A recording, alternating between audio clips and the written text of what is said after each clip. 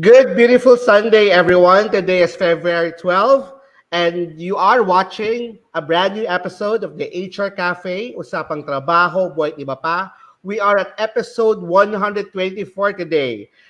As you know, we've been doing this for almost 3 years now from the start of the pandemic, and we are giving you a free online HR updates and free training.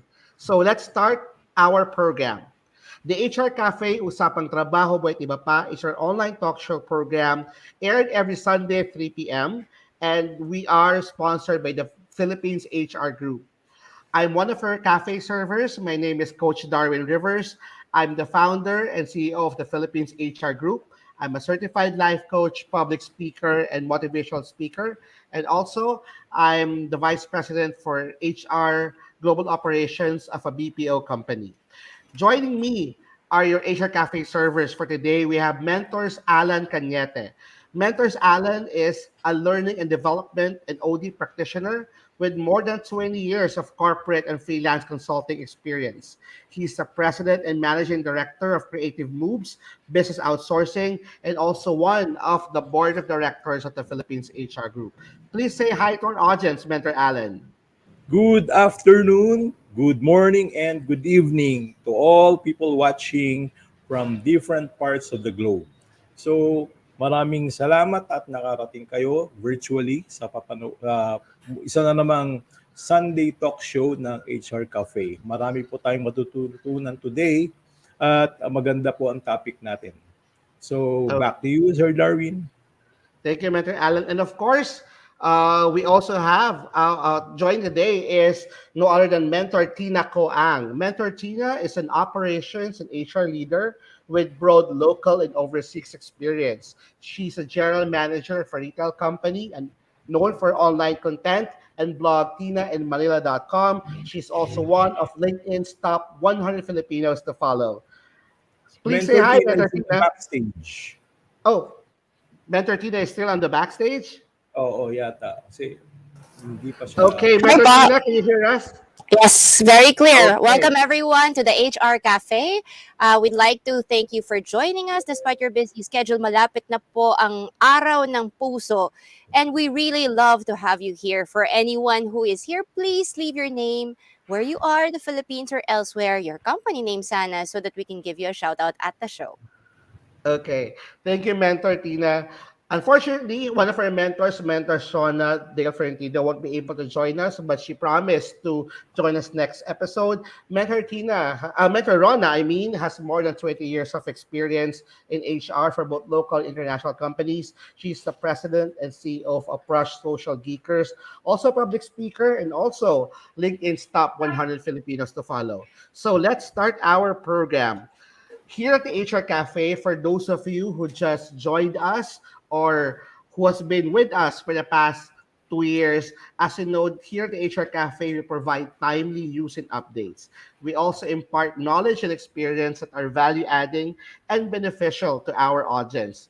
We discuss any problems, issues, and challenges and provide answers and resolutions to any top HR questions. We provide weekly training, and this is on the second part of our program. This is the free training part wherein we invite experts and seasoned guest resource speakers. Here also in our program, we discuss new technology, tools, and processes, as well as industry's best practice. At the end of the day, our program, the HR Cafe, is meant to bridge understanding between employers and employees and provide inspiration and motivation. So magandang hapon po sa inyong lahat. We start our program with our wow quote for the week. And for this week, our wow quote for the week comes from Paul Hawken. According to Hawken. Paul Hawken, sustainability, ensuring the future of life on Earth, is an infinite game, an endless expression of generosity on behalf of all. Medyo malalim. Let me just repeat that. Sustainability, ensuring the future of life on Earth, is an infinite game, an endless expression of generosity in behalf of all. How does this particular quote um, what's your understanding of this particular quote? How does this resonate to you? Please share it to us at the comment section, and we'll be happy to also share it to the community. But let's hear from our mentors first. Mentors Tina, what's your take on this quote? I'd like to focus on the word sustainability. And the best quote siguro is, don't kill the goose that lay the golden Okay. eggs. Kasi a lot of us are taught from a very young age to fight for our own principles, especially when it comes to our values, which are right or wrong. So for example, when you're working in a company, we've seen a lot of employees say na parang, kailangan ko paglabanan to kasi yung karapatan ko naaapakan na.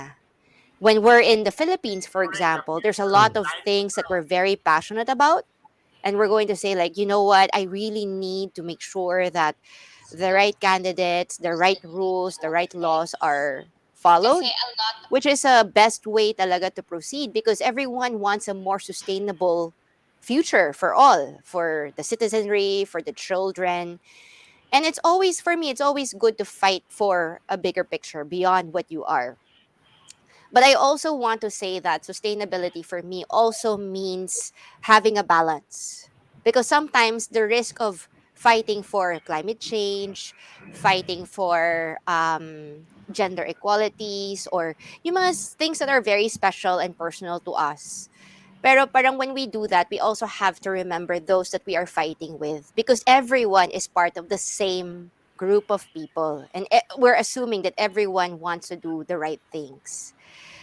Balance is always key when it comes to sustainability. Kasi minsan, like for example, vegetarians, di ba? They're into animal protection. Pero sometimes their body, because it's taken to the extreme, their body is already hurting. If, for example, in our organization, we want the best for the employees, we might kill the organization by giving too many benefits to the employees. For the country, for example, or for a subdivision, you might be so strict in protecting the people living in the subdivision, it cuts the progress also of the subdivision itself. So for me, sustainability with balance is key. It's very important to make noise and to fight for what you think is right. But when you fight, also think of the other side. Because when you think of the other side, you can rephrase the way you argue and come up with a medyo win-win solution that benefits everyone. And I think that is the most sustainable of all. How about you, Mentor Alan? Well, sa akin, no, when you say sustainability, I'm always thinking of the planet Earth. After all, we share the same Mm, planet, and it's the only one that we have. mm, Technically, pag sinabing sustainability, it's the avoidance of the depletion of natural resources in mm, order to maintain an ecological balance. So, mm, pag inabuso natin yung natural resources natin, tayo rin ang kawawa. And actually, hindi naman guilty ang Philippines primarily dito dahil mm. napakaliit lang ng ating carbon footprint. uh, Point something, no? Ah, Hindi, tinignan ko kanina 8 megatons. Samantalang compare mo yan sa China, that's 10,500 something megatons. mm, And we are not even in the top 15 countries na may malalaking carbon footprint. And para sa akin, itong quote na to, sustainability ensuring the future of planet Earth, of life on planet Earth, is an infinite game, the endless expression of generosity on behalf of all. It's a philosophical expression eh. At ang keyword dito is the infinite game, which refers mm, to a game that has no end and no winner, as opposed to the finite game na merong clear end and winner. Another term that we have to think about here is yung generosity on behalf of all. Siyempre, since we are thinking of the sustainability of planet Earth by taking care of Mother Nature, that's basically a call for everyone to contribute. Kay maliit kang ordinaryong empleyado ka, ordinaryong mamamayan, maliit na lilipunan o bansa, we can contribute pa rin. So, yung argument na maliit lang naman nating carbon footprint, kahit magkalat tayo, hindi tayo makakadumi ng planeta, no. really, let us contribute. Of course, sila yung pinakamalalaking kalat na ginagawa, yung mga big countries na yan. But let us contribute pa rin because this is a this is a single planet that we all live in. Sabi nga ni Michael Jackson, di ba? Bago siya namatay, ang ganda ng kanta niya nun. Let's heal the world. No, di ba? Let's make it a better place for you and for me and the entire human race, di ba? Kasi pag nasira ang planet Earth, saan tayo pupunta? Elon Musk nag-explore sila, they want us to transfer to Mars. Ang laki ng gagastusin. Ba't di nila gastusin dito sa planet Earth para maayos ang ating planeta? Yun ang aking take dito. Thank you. Thanks, Mentor Alan. That's a very curious point of view. Ako naman, pagdating dito sa Wow Quote for the Week, ang naaalala ko is yung commitment ng United Nations. If I would remember, it was years ago that the United Nations, all of the members of the United Nations signed an ESG commitment. Yung ESG is yung environmental, social governance commitment. And the purpose of it is to ensure that we take care of our planet. And I think ano ito napakarami mga programs to na china-champion ng United Nations para sa different different countries. Pero sa microcosm, yung sa mga investors, they are using this as a gauge kung kailangan ba nilang mag-invest sa isang company. Kasi kung investor ka at mag-invest ka sa isang company, titignan mo ano yung impact ng company na pag-iinvestan mo doon sa environment, doon sa planet. Are they, yun nga, yung sinasabi nga ni Mr. Alan, baka naman nagpo-produce ng napakaraming carbon footprints. And also, as employees and as workers, as leaders, ano yung ginagawa natin sa mga office natin? Are we making sure that whenever we're not using the electricity, we turn off the light bulb, we turn off machines that are not being used? Do we make sure na we follow paperless procedure right now in our processes para baka save ng mga trees. So these are stuff na I believe that patungo tayo dapat dun eh. We should always bear in Yes. mind that whatever resources we use in the office, at work, is something na napapalitan sa ngayon pero in the near future baka magkaroon ng scarcity kasi nga pag hindi natin ilalagaan yung planet natin, it will run off of resources. So that's my take Yes. on it. So it's a reminder that for us to be sustainable, we should be able to bear in mind to always take care of the planet that we're living. Now, sa ating mga audience ba, may nagbigay ba ng comment about this particular wow quote for the week? Wala pa po. Pero kasi medyo deep di ba? Pero there is a Oo. greeting with the Day Calahedino who is waiting to start from Parañaque. Welcome back. Ernie Agliam Manuel is watching from Claveria, Cagayan. Wow. Alice Nads, good afternoon. Anily Esparas Galvan, good afternoon to you too. Carmelita Tubadeza de Guzman is watching from Cavite. Isles Nuts is watching from Binyan, Laguna, and she's from the Areza group of companies. Gem CC is greeting everyone a happy Sunday. Thank you for giving us to-date HR information and looking forward to learning from everyone this Sunday from you. Heart. Ayan. Next. Okay, let's go to our HR question for the week. Nako, ito'y isang trending na Ice. usapan Ice. a few days ago. So, ang question is, there's this HR person na nag-post sa ating community sa Philippines HR group. Ang Mm, sinasabi niya mm, is meron daw silang employee na currently ay meron ng solo parent benefit. Now, mm, dahil nga solo parent siya, yung employee, nagulat siya na magfa-file na ng maternity benefit itong solo mm, parent. So sa mm, pag-iisip niya, dapat wala na siyang solo parent kasi kung nabuntis daw siya o kung nag-a-apply ng maternity benefit yung isang empleyado, ibig sabihin sa kanyang sa kanyang pag-iisip ay meron na tong dapat kinakasama, meron dapat tong asawa or may partner na dapat. So dapat hindi na siya solo parent. So ang tanong nung HR, will her solo parent benefit be nullified because she is now pregnant and applying for maternity benefit? What's your take on this? Mentors, Alan, mauna ka. Kasi meron ka sinasabi kanina eh. Para sa akin, according to my sources, ah, hindi ito nullified. She is entitled to the benefits of both, no, by virtue of Solo Parent Welfare Act of 2000 and expanded maternity leave law, respectively. Why? These benefits are designed to support solo parents and pregnant employees and provide them with necessary resources and time to care for their families. Therefore, employees' solo parent status will not nullify by their pregnancy.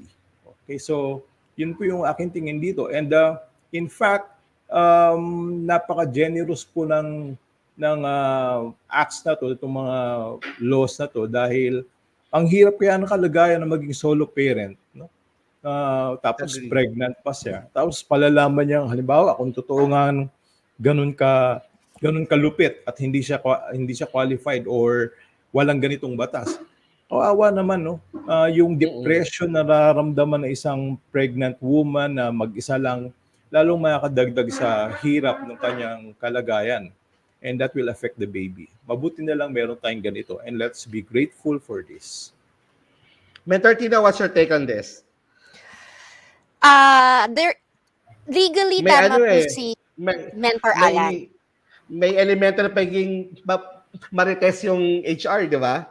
Hmm. Legally, tama po yung sinasabi ni Mentor Alan. And if you've read the comments in the Philippine HR group, a lot of HRs were criticizing the person who asked for being too marites.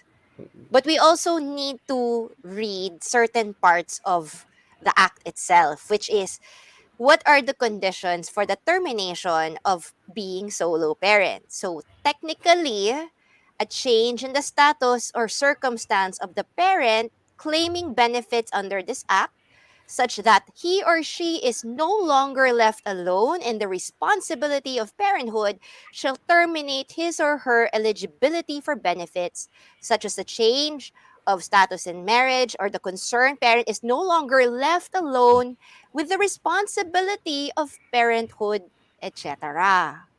So, while solo parents have a lot of benefits, especially with the passing of the expanded solo parent act, I think last year, the HR is also looking at the definition of what a solo parent is. Kasi a lot of us take advantage of parang senior citizen card. We apply for the senior citizen card even if hindi tayo senior citizen. So when that happens, people come up with a whatever birth certificate or what. Pero fake. Tapos pagdating sa interview, ilang taon ka na? The person's 55 years old, sasabihin niya, 60 na po. Diba? Because meron siyang fake document. Same with solo parents. Pagdating sa interview, when you avail of the solo parent, sasabihin mo, ano nangyari sa'yo? Ikaw lang ba nag-aalaga ng anak mo? Wala na ba nagbibigay ng sustento? And then you say, yes, ako lang po. But when circumstances change, we also keep quiet because we continue to enjoy the benefits that's given to solo parents all around the Philippines. I think the question is not about the legal ramifications of the solo parent leave or the maternity benefit. I think the question is more about the elephant in the room, which is, are you being true to actually being a solo parent? Or are you the type of person who is taking advantage of the Solo Parent Act in order to get more benefits than is due to you? Hindi naman ina-argue yung benefit, hindi ina-argue yung bayad, pero more of the integrity and honesty of the person, because a person who assumes something that they are not eligible for, and people can see through it kasi syempre it's just an interview in the city hall. Pero pagdating dito parang actually sa totoo lang you're already living in with a man. tinanggap na ng lalaki yung mga anak mo. Right? Kasi may ganun eh, right? Nakahanap ka ng boyfriend, dun ka na nakatira sa boyfriend mo, binabayaran na ng boyfriend mo yung lahat, yung nagpapanggap ng bilang tatay. Pero pagdating ng solo parent, lalabas mo yung solo parent ID mo and say, you know what? I'm still a solo parent. Which you have to question not the legal ramifications, but the integrity. So I think like we have to be very careful in demanding then because an HR can always go back and question the integrity of the yours being solo parent. And might even report you to the city hall, hindi na to solo parent eh. And actually like remove all the benefits going forward. But the answer is yes, solo parents can avail of the maternity benefit. But I think for people who want to double benefit without being eligible, please, parang, ang hirap din kasi for us to preach honesty, integrity, good value system, when Mm, mm. internally and externally, we're lying about our circumstances. Mm. Everyone parang, is very considerate of PWD, pregnant women, solo parents, much love and sacrifice to them. Pero sana, if there's a change in status, let's not take advantage kasi it's a disservice to the real solo parents who really don't have anyone to take care of them and their kids. 'Di ba? So, Parang my yun lang, oh. So my question, Mentor Tina, is going back to the person who asked this particular question, where do HR come in? Pag nag-apply ba si employee na meron siyang existing solo parent benefit, tapos sabihin niya mag-a-apply ako ng maternity benefit, kailangan bang, papaano yung pag-deep dive ni Mm. HR na hindi lalabas na nagmamarites siya o hindi Mm. lalabas na ginajudge niya yung tao or hindi Mm. lalabas na parang may assumption siya na hindi ka na dapat hindi ka na dapat entitled diyan kasi nabuntis ka eh. Dapat ibig sabihin meron nakabuntis sa'yo, may nag-aalaga sa'yo. How would an HR Mm. person be able Okay. to navigate that very sensitive matter, di All ba? right. May sagot ako diyan. When you look at these things, sa akin ha, I ask questions factually, not maritesally. Kasi parang, it's really a question of fact. And dapat, when you are applying for it then, you shouldn't be too defensive. Na, are you judging me? Are you like, bakit mo kina-question yung personal life ko? No, it's a really honest question. Diba? Na, so, who's the father? I mean, like, I just 'di ba? Sasabihin mo, well, kasi, wala naman, you don't have to answer the question. And I think lang na technically, legally, dapat bigay pa rin ng company. Kasi solo parent and SSS maternity benefit are two different things. Correct, correct. They're two different things, right? You Mhm. just apply for it as an HR, you just apply for it, and then you pay for it, and then you have it reimbursed. It's as simple as that. But I'd like to give kudos to the HRs for actually thinking critically and asking this question, not as a way to criticize the solo parent or the upcoming mother, but to really ask about the definition of what a solo parent is and what the Solo Parent Act is supposed to protect. It's really a question that should be asked. Hindi parang a lot of us talaga are so afraid to offend that we don't Correct. ask questions that should be asked. 'Di ba? And it's not a criticism to the solo parent. Wala naman tayong pakialam on who she has a personal life with. But you do want to reinforce lang na parang, are you eligible? Are you really eligible? Because this is what the act really says. And he says, yes, kasi ganito, ganito lang. Okay, then move on, then apply for it. It's nothing personal. You don't want to find out the name of the partner or who he is. But you have to ask the questions. And because when your boss is a critical thinker and asks you the question, and you say like, actually, never ko tinanong eh. Hindi ko alam. Nag-process lang ako. That's the reason why you don't get promoted. Because you don't ask critical questions and abot ka lang ng abot may binigay sa yung papel, approve ka lang ng approve kasi hindi naman ikaw yung nagbabayad. Hindi naman ikaw yung you need to have that critical thinking. I don't think everyone should lambast that HR manager. I might actually applaud him for raising a very important question because it allowed even the most experienced HR managers to go back to the expanded Solo Care Act and read between the lines. Mhm, mhm. 'Di ba Agree. natuto tayo lahat because of this question, 'di Mm. ba? So it's really a learning experience for all. Legally, dapat meron. Morally, you kind of have to question din the morality of the person. Not for having partners. Okay? That's not none of our business. Medyo But touchy siya. the honesty of claiming to be a solo parent when you are now no longer a solo parent, I think that is the better question instead of who the person's love life is involved with. 'Di ba? Yun yung tanong talaga. Pero naging off kasi parang kulang yung tanong din eh. I think How kaya about you? kaya siguro iniiwasan siya na ungkatin or busisiin kasi very touchy, very Very sensitive, sensitive. and it Mm. might lead to a lot of argument and mapupunta yan sa questioning ka rin. Are you encroaching my privacy? 'Di ba? Parang mahirap 'yun eh. And that's the reason why many HR practitioners are siguro medyo iniiwasan at gusto madaliin na rin. Parang something like that. And I think Yes. tama ka, Ma'am Tina, eh, pero I think also na yun ang reason kung bakit iniiwasan siya, na Yeah, parang you ungkatin need at to have sisihin. courage to ask the question. That's the elephant in the room. I'm sure Mhm. pagdating doon may in-apply. Akala ko walang, 'di ba? Parang talagang it's something that everybody will ask, but nobody But they can dared to always ask. deny. Yun ang No, they mahirap don't sa have to topic. say anything, pero talaga it pops into your mind. But at least this HR manager dared to voice out, read between the lines, and actually parang even if he was lambasted, sabi ko at least you continue that that type of nagtatanong ka. Mhm, Kasi mhm. maraming natututo pag nagtatanong ka ng medyo tamang tanong.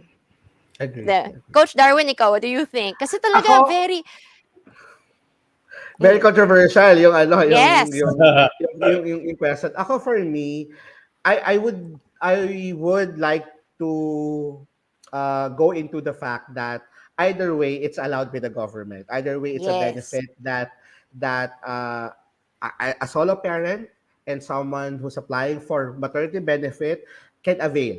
Now, yung sinasabi kasi ni Mentor Tina, ano siya, this is something that would need certain maturity and which HR and people leaders should have, wherein instead of asking questions that might sound as you're being your biases or your own Discriminatory. your discriminatory questions.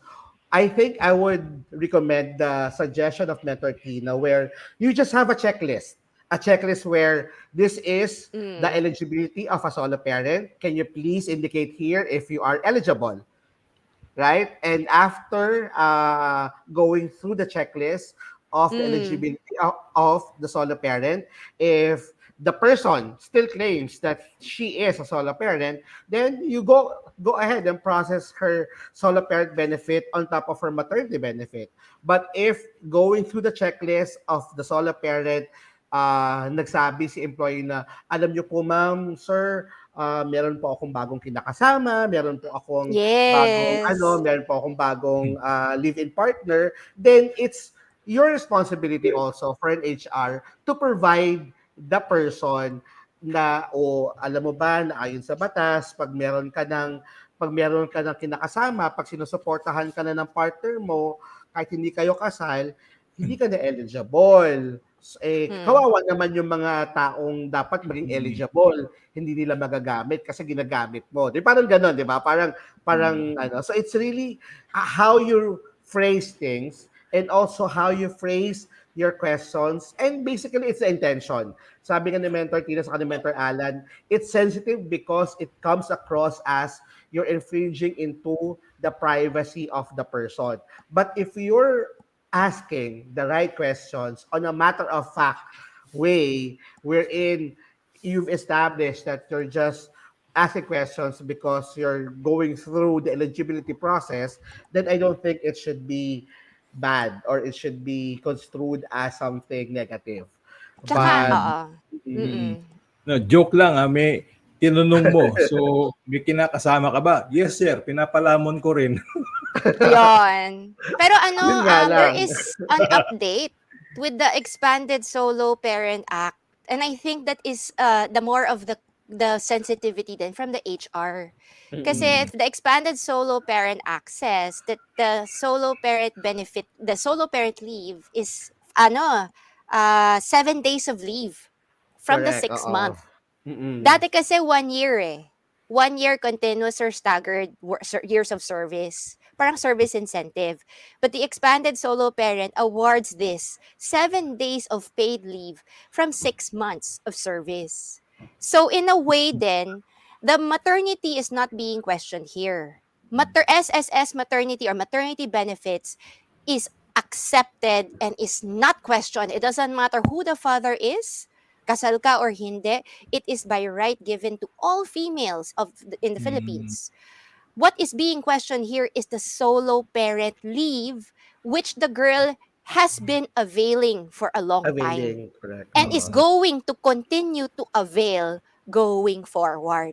Mm-mm. So you have to understand, they're not questioning the maternity benefit, bigay yan 105 days yan. Sigurado yun.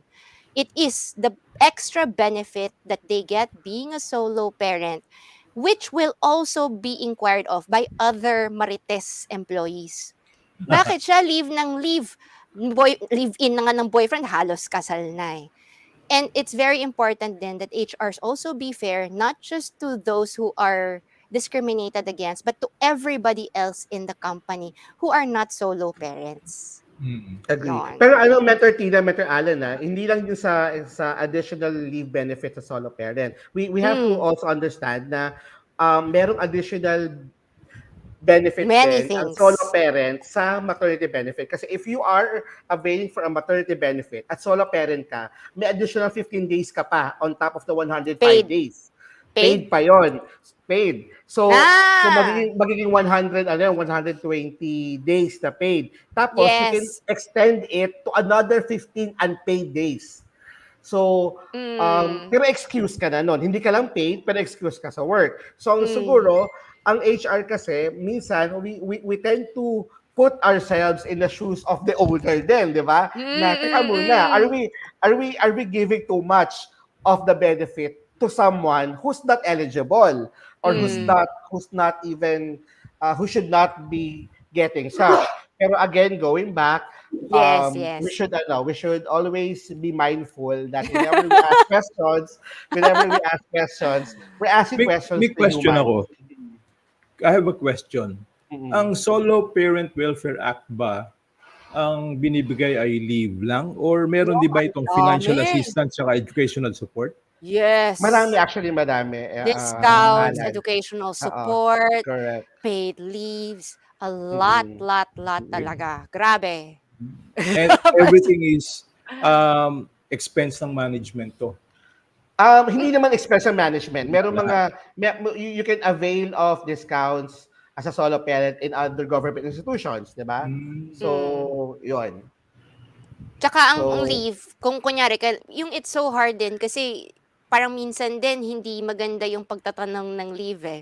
Tatawag sa mm. umaga, sorry kasi I need to go to the school of the ganito, ganito. Ay, parang, should you not ask like 3 days ago or like a week ago? PTA It's not, meeting yan, dapat alam mo, di yeah. ba? Oo. The benefits are not questioned by HR. It's usually the way they are asked. And the The intent, leaves are di ba? availed, 'di ba? Parang Correct. very Mm-mm. last minute, and then pag hindi nabigay kasi may dapat gawin, may deadline. Kasi Diba? companies can disapprove. Yun. Companies can disapprove solo parent leaves if the person is needed urgently in the office. Pag nade-disapprove, napipikon yung parent. Tapos Palagay ko, magwawala. papipikon kapag ang usapin nagkasakit yung anak at hindi in-approve. Hindi, usually kasi last minute talaga nagpapaalam yung mga solo Kasi parent. ang Very pagkakasakit, hindi mo naman pinaplano yan eh. Na pag Pagkita I, mo, pagising ng anak, may mm. sakit pala. So, you have to leave. Diba? That's the Parang reason why. That's the reason why Mentor Tina, Mentor Alan, the safest and best way Yes, yes. to handle this is Policies give beforehand.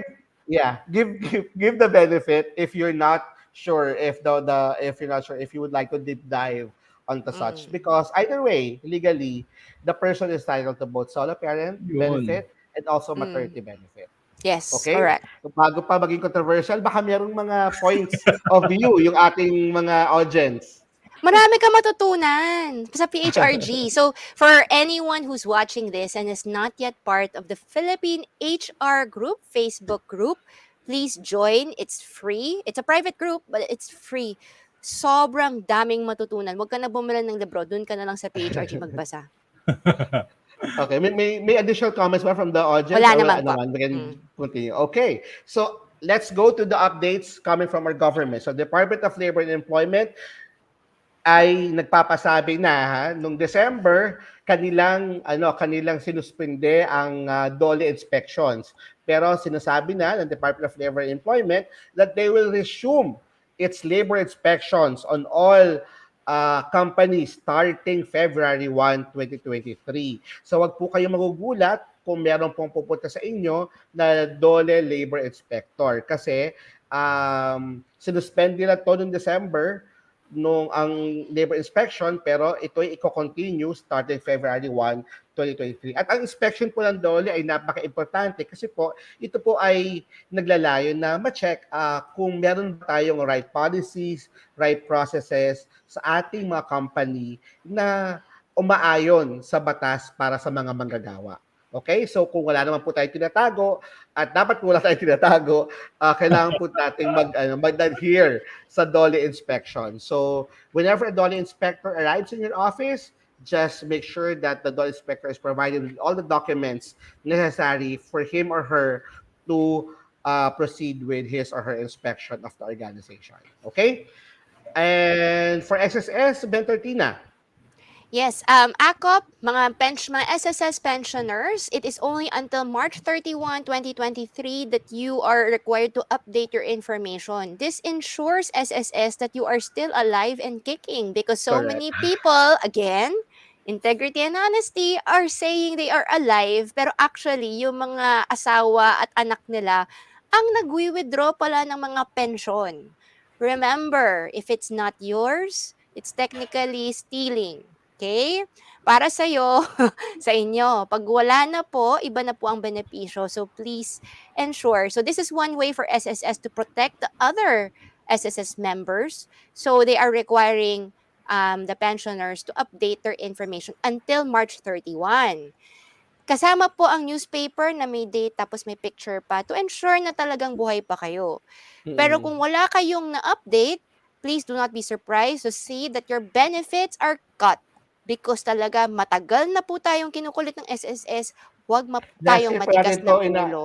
di ba last year pa natin ito Yes, last sinasabi? year Oo. pa to. Ano ba, 'di ba? Better to do it now than later. Ano pa mangyari? Agree. All right? Next. We would also like to remind everyone that the condonation program for housing loans is only up until the end of this month, which is the 28th of February.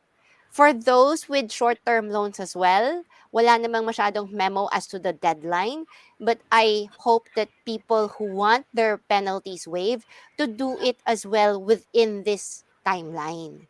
Ang mga involved po ay mga direct individual housing loan program kabilang ng duplex housing loan accounts and the direct housing loan facilities for OFWs and women's organization members or WOMs. Ang mga tao na involved are those na hindi po nakakapagbayad at lumobo na po ang interes. However, for the housing loan, it is a one-time payment only. Meaning to say, pag approve po ninyo, pag nag-apply po kayo ng housing loan condonation, you have to pay your dues, kung ano yung sinisingil sa'yo, one time lang po within 90 days sa pagtanggap ng approval of application. If not, babalik po lahat ng penalties na na-waive sa inyo. Also, be very careful. I've had people talaga na nag apply ng condonation kasi trip lang, kasi sinabihan lang. ang problem at that time, walang kapasidad para magbayad.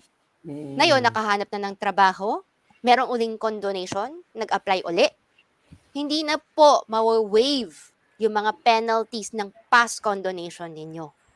So you have to be very careful. This happened to our staff, yung short-term loans nila. Nagpa-condone sila 4 years ago, pero hindi po nila nabayaran. Ngayon, may kapasidad na silang magbayad. So nag-apply uli kami ng loan condonation for them. Hindi na po namin mapa-waive yung past penalties nila. We have to start Sayang. with, sayang, ang laki. Umabot ng, sabi ko, 60,000. Pero if never silang nagpa-condone at that time, they would have had half of the penalties waived, mga 30,000. They would have only paid for like what, 30,000 lang? And they would have had like 20,000 plus. Ngayon, hindi na po. So, please take condonation seriously. It is automated. There are no second chances. So, only apply for condonation if you can pay for it. If you Yes. cannot pay for it, wait for the next condonation na lang. Pero if you do not pay for it, please note that this will affect your pensions. So, yung lahat ng contribution po ninyo na nag-earn sa'yo ng pension, mapupunta lang po yon sa pagbabayad ng inutang ninyo dati. And SSS is forever. 1997, meron kaming staff na nagpa-SSS loan. Wow, 2023, pagtingin, 1997. Sabi ko, ilang taon pa ba ako nung time na yun? Grabe, hindi nawawala ang lista ng SSS. Grabe talaga. Pangit yung system, minsan nagda-down, pero pagdating sa listahan ng loan, updated sila. Yun lang Tina, rin. to be safe, wag na nilang kunin yung one-time full payment. That's May the only installment option naman eh. for housing. For housing, for- that's the only. For SSS, that's the only option. For For the housing, one-time payment. Pag short-term loan, depends po how big is your loan. So for example, 60,000 po yung loan ninyo, you can pay that for 5 years. Pero kung Yun. maliit lang po, it's 6 months. So kunyari less than 10 yata, it's only 6 months. Please pay for your loans on time. Kasi may tao talaga hindi siniseryoso yung condonation. Nag-agree, hindi nagbabasa, tapos sabihin, kasi dati Sayang. uso yun eh. Sayang talaga. Agree. Okay. Okay, so housing and acquired asset management section offices or sa housing acquired assets management department. So, pwede pang maiayos ang ating housing loan at maisalba ang iyong property. Kasi maraming tao nawalan ng property. Extended po hanggang ika-28th of February ang SSS Penalty Condonation Program for housing loan. So, that's really good kasi sa pag-ibig hindi na po. Hindi na po. Pag nabalik na sa pag-ibig, wala na po yun. Okay, Next po. thanks, Mentor Tina. Alright. Mentor Alan. Yun, ang Pag-ibig Fund ay may magandang balita. Sabi nila, Pag-ibig members have saved a record high of 79.9 billion in 2022. This is up to 25%. I don't know what is MP2 mean, pero MP2 savings reached nearly 40 billion up to 53%. Ano ba yung MP2? It's the Anyway. really good savings program of Pag-ibig that Pag-ibig. generates you higher than market Bank rates interest, in time correct. deposits. Wow. And it is government backed. It is also very much positive. And you can withdraw it within 5 years. So it's And you one will of not the lose your best. money. You Yeah. won't lose your money kasi it's guaranteed. Every it's guaranteed single yung cent. savings mo. Let me continue. Pag-ibig Fund members collectively saved nearly 80 billion in 2022, setting yet another record for the highest amount saved by members with the agency in a single year. Its top officials said. All right. So, yun po yung good news nila.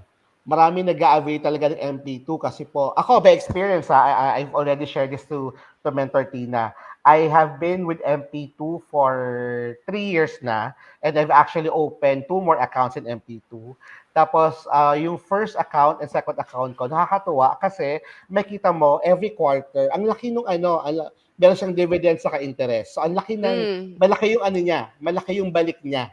Mm. So talagang ano siya, higher than what banks are offering, higher than what market is offering, at Okay. least in the past 3 years. So we encourage, and we've been encouraging Mentor Tina, Mentor Rona, and I have been encouraging people to invest and save in MP2 programs. Kasi Sir This is, Darling, mm. nakikinig ba dito sa atin yung mga taga Pag-ibig Fund officials? Yung mga Actually, nung mm. nag-apply ako ng pag-ibig, sinabi ko. So, yun kasi so I'll be they needing some know that. Mm-mm. I'll be needing some assistance from them kasi yung aking membership nagkaroon yata ng konting problema yung aking tawag dito, hindi na matrace yung aking membership. So I really need their assistance in tracing kumusta na yon at nasaan na yon kasi nawawala raw yung record ko. Wow, Mm. We'll kakilala. ask Joya. I know that Mm. Joya knows a lot of people from Please contact me po HDMF. nandito sa PHRG kung may nakikinig man taga Pag-ibig. Kasi Pero hindi ko sa na And mga ilang, sa mga hindi ko na ilang kababayan, nila. instead of insurance or educational funds, 'di ba sa mga tao, mga anak ng mga 3 to 4 years old, and then may nagbebenta ng mga educational funds, my strong suggestion, if you want to save on your child's educational fund, please put it in Pag-ibig MP2 fund instead. Kasi it's Hmm. in 5 years, 'di ba? So pagpasok pa lang grade, pag pinasok mo ng grade 1 by grade 6 may pambayad ka na ng high school. Pag pinasok mo Hmm. ng grade 6 may pambayad ka na ng college. So it's way better kasi I've seen so many victims of Oo, XYZ educational funds that have had totoo. their principals cut to 50%. Dito na lang Yes, talaga yung Pag-ibig MP2 fund. I mean, I love you all. Pag-ibig MP2 fund, please. correct. Correct. I believe. you can actually And open up to 5 accounts under MP2 savings. And again, it's the best. It's a best uh, investment Mm. basket for everyone. Mentor Mm. Alan, meron pa yung mga sa meron. pag-ibig loyalty card, Alam di ba? nyo, warning po ito sa lahat ng mga members ng PhilHealth at mag-iingat po kayo sa mga online fixers. If you want to settle whatever you want to settle or do some transactions with them sa PhilHealth, wag po kayong dumaan sa online fixers dahil napakaraming scammers ngayon. Okay, baka kayong ma-scam. Protektahan ang inyong personal information dahil marami pong nagpapanggap. Kaya i-report ang sino mang nag-aalok ng online assistance para sa pagkuha ng PhilHealth ID or member data record. Kung ikaw ay nakatanggap ng kahina-hinalang text, email, or private message, maaring may nakukuha na personal information sa'yo. Kaya kung maaari, huwag po kayo makipag-transact sa mga online fixers. At para sa detalye, tawagan po ninyo ang kanilang numero 0917-898-7442. So, tandaan, hindi nyo po kailangan ng online fixer dahil libre pong makakuha or makukuha ang inyong PhilHealth ID at MDR sa mga tanggapan ng PhilHealth. Okay, thank you, Mentor Alan. Now, for our sponsors, El Puerto Marina Beach Resort and Vacation Club, they have resorts in Boracay, Pangasinan, and also in Palawan. If you are a member of the Philippines HR Group or an avid listener of the HR Cafe, please reach out to El Puerto Marina Beach Resort and Vacation Club FB page and inform them if you're a member of the Philippines HR Group, and you will be entitled to discounts and exclusive privileges. Also, if your company is looking for a health management program, HR Cafe and the Philippines HR Group is partnered with eShield.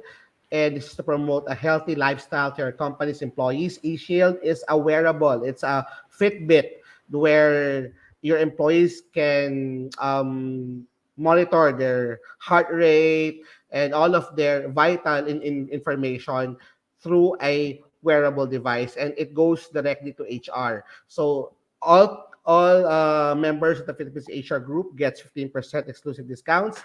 And to avail, just log in to www.shield.me/ph-hr.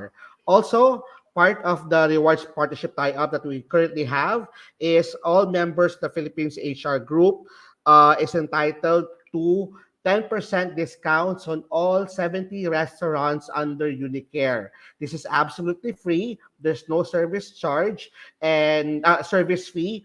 And the rewards period is between January 2022 to July 30, 2023. And these are the one of a few of the restaurant partners. You'll see there the different restaurant partners that you can avail for 10% discount, automatic 10% discount. What you just need to do is you need to sign up at the Philippines HR Group Rewards. That's www.unicare.ph/phrg.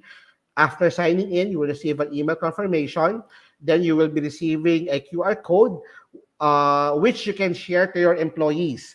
And your employees can actually present that with your ID and the QR code and the logo of the Philippines Asia Group to all partner establishments so they can avail of the 10% discount.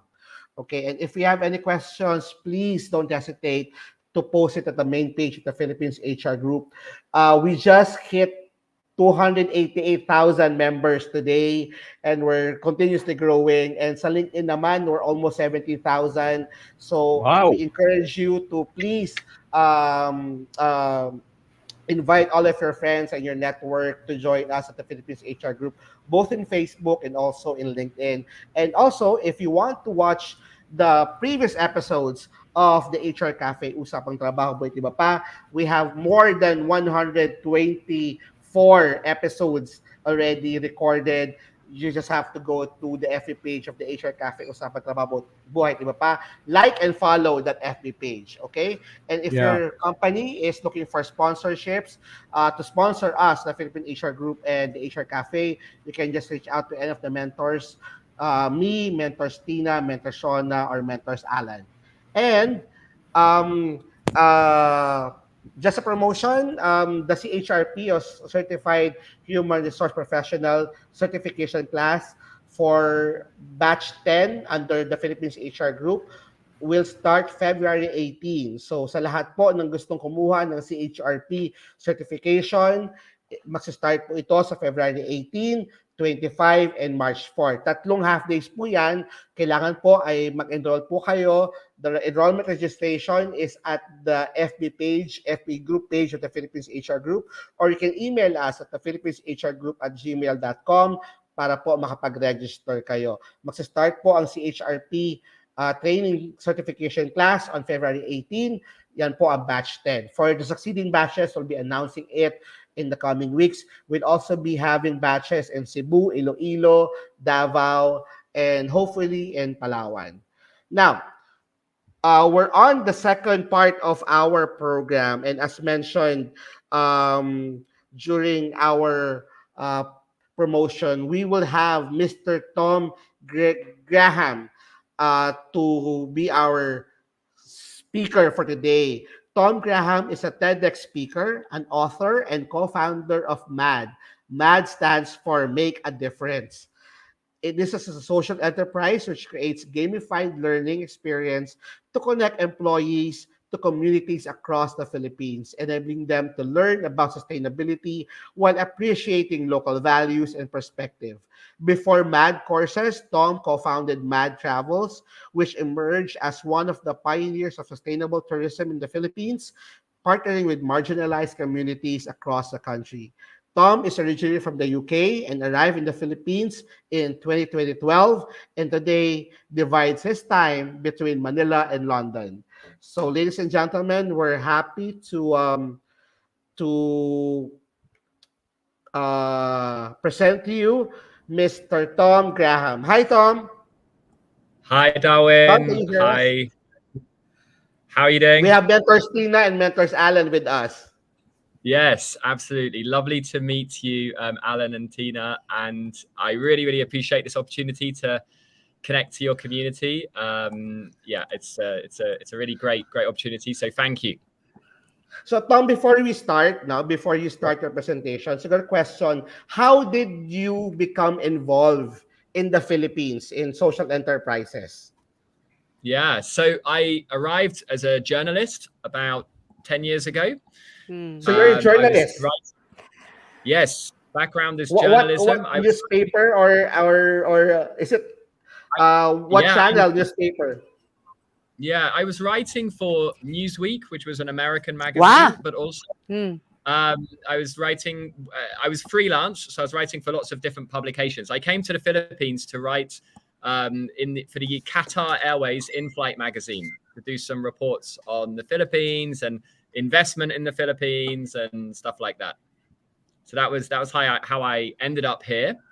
But I wasn't really very sort of purposeful in what I was writing about. I found the stories, it was all about essentially the stories were all about, okay, if you've got money, this is how you Mm. come to the Philippines, make even more money, right? And Yes.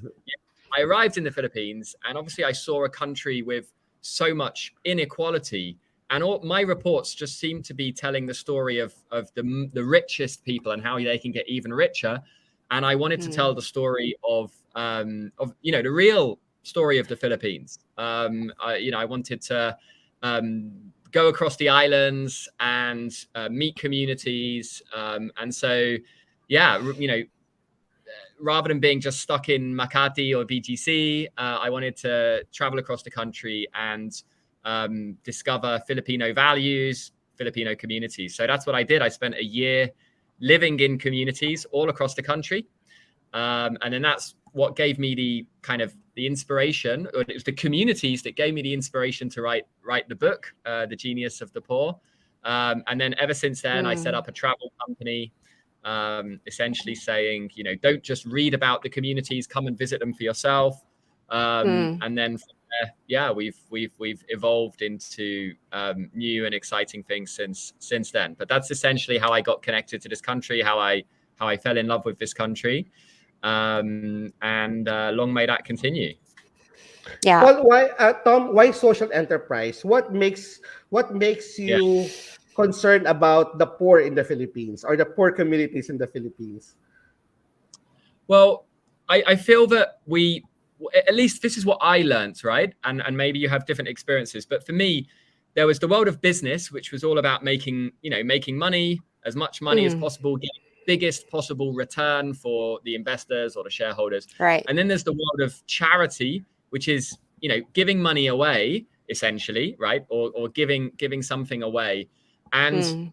I felt there must be something in the middle, right? Because at the end of the day, we are complex human beings, right? We're not really just motivated by money. We're motivated by so many more things. And yet the world of business has kind of evolved as if we're only motivated by money, at least if you look at it from, the shareholders' perspective and stuff like that.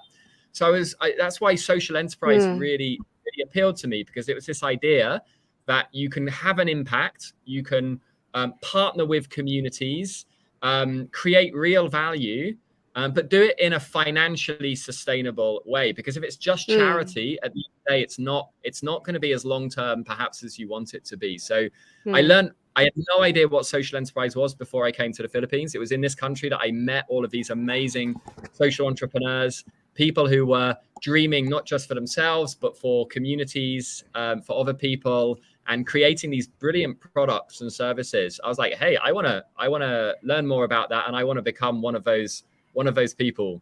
So yeah, that's how I got into this world.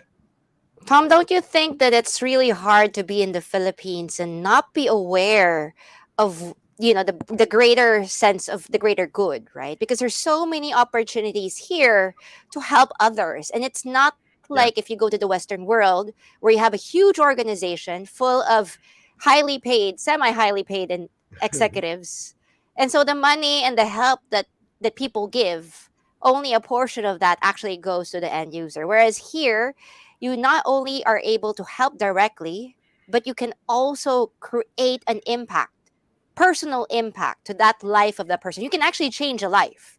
Whereas yeah, before, like, in charities, you give money and, somebody from a distant country is help. Whereas here, yeah. you not only give money, you actually give care, love, compassion, yourself, and you might even change the mindset of that person so that they can help themselves, right? So Absolutely, it's absolutely. so much opportunity here in the Philippines. I mean, versus a lot of other countries, right? Like these are Yeah, the people that you want to help. Absolutely. And this is, I consider it the land, the land of opportunity, the Philippines. I mean, the UK is obviously a more developed economy. In some ways, we Right. have fewer challenges. We still have challenges, but we have maybe a little bit fewer.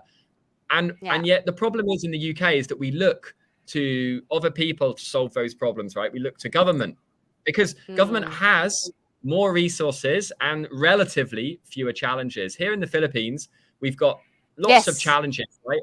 And Yes. yet we can't just look to government. Of course, government has a role to Correct. play.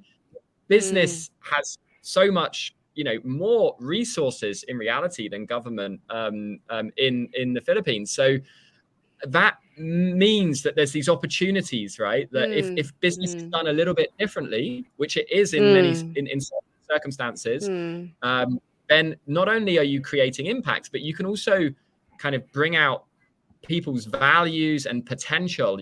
So social enterprise or any kind of business that really engages with its employees and sees their potential is not only doing good, but they're actually investing in those people and investing in their own company because they can turn people into real assets. Right. So yeah, those are some of the kind of the principles of social enterprise. But in reality, the world is, the Philippines is not going to necessarily be dominated by social enterprise in the future. But if we can take some of those values of social enterprise and then apply them to bigger companies, more traditional companies, then I think we can start to do something, really exciting. Tom, before your presentation, I think the question that all of us wants to know is how the social enterprise or supporting social enterprises will be profitable for companies, because you're asking companies to shell out money to give to charity, and how will be the ROI of those programs to the company. You have to remember we are a still growing industry, and uh, most of the employers, if not all, would like to make sure that all investments would have a return. So I guess your presentation, your presentation would be Yeah. what's the good in investing in social enterprises, right? Yeah, there's many ways of looking at this. There's many ways of looking at it, and I'm going to focus on one today in a moment, which is engagement, which is employee engagement, which connects more to the theme of this of the HR Cafe, right? But other ways of looking at it are you're investing in your future market, okay? You're investing in people who end up working. So both on a consumer side, you're investing in you can help to grow the base of the Philippine economy. Those are the same people that will end up purchasing your products, right? So there's that side of it. Then there's the people development side of it. As I said, you can create through really investing in people. You can help them to realize their potential. And I think social enterprise does that more than charity, because with social enterprise, you're saying, hey, we're partners together. I believe in your potential. I believe in you can, my company Mad Travel is an example of this, right? We created travel experiences where we train for local communities. We work with Aita communities, Dumagat communities, Gawad Kalinga communities, and we train them to deliver services, right? For example, cooking classes, trekking expeditions, volunteering activities, culture lessons or classes. If you train the community to be able to do these to a certain standard, then we're providing a fantastic service for our guests. So our company becomes more attractive, right? But in the process, they are getting, paid a fair wage for delivering that service, right? So it's really developing, it's engaging with people as business partners, not just as beneficiaries. But as I said, the area I'll focus on today is employee engagement and what that means internally for an organization. If you're able to create impact and be purposeful. Okay, Tom, we'll So give we you will 60 put minutes. you. Yes, and then we will later on, for anyone who has questions, please feel free to leave them on the comment box for our question and answer after Tom's presentation. See you soon, Tom, and good luck. All Thanks, right, Tom. thank you. We'll be at the Thank you. backstage. Cool. So I'm just waiting for my slides to appear. There we are. Okay, fantastic. So I know that this title is a little bit vague, right? So thanks for coming and for joining, even if the title is vague, because I think what I want to talk about today is how, CSR or doing good or charity, it's always seen as something that we do because we want to, because we, believe in these values of Bayanihan or Walangiwanan, but we don't necessarily think or see how it will actually really benefit the organization, and it can make good business sense. Okay, so that's the theme of this talk, is really around how can we both do good and really partner with communities, and at the same time, how will this bring benefits to our organization, right? So I'm going to pose a lot of questions in this talk. Okay, I'm not going to give too many answers, because I think the magic will happen once you reflect on these questions and see how they apply to your own personal lives or your professional lives, as well as the lives of your organizations. Okay, so these are just some pictures. I already sort of told you about my story, right? So that's me, the business journalist, and then I published a book, as you can see there. It was translated into Japanese and to French as well, but the English version is called The Genius of the Poor. And then did some talking about it, and then of course set up MAD, originally as a travel company. Okay, so we connected people to communities and to change makers through travel. Since then, we have been connecting people through online engagements, of course, in light of the pandemic. And the pandemic has actually been a really great opportunity for us, because we've seen an opportunity here to partner with Vimeo, that some of you may be familiar with, Vimeo in London, to use interactive video technology, okay, to connect organizations to communities, okay, through these gamified learning experiences. I'll maybe, if we have time, talk a little bit more about that later, okay? But I don't want that to be the main focus of this presentation.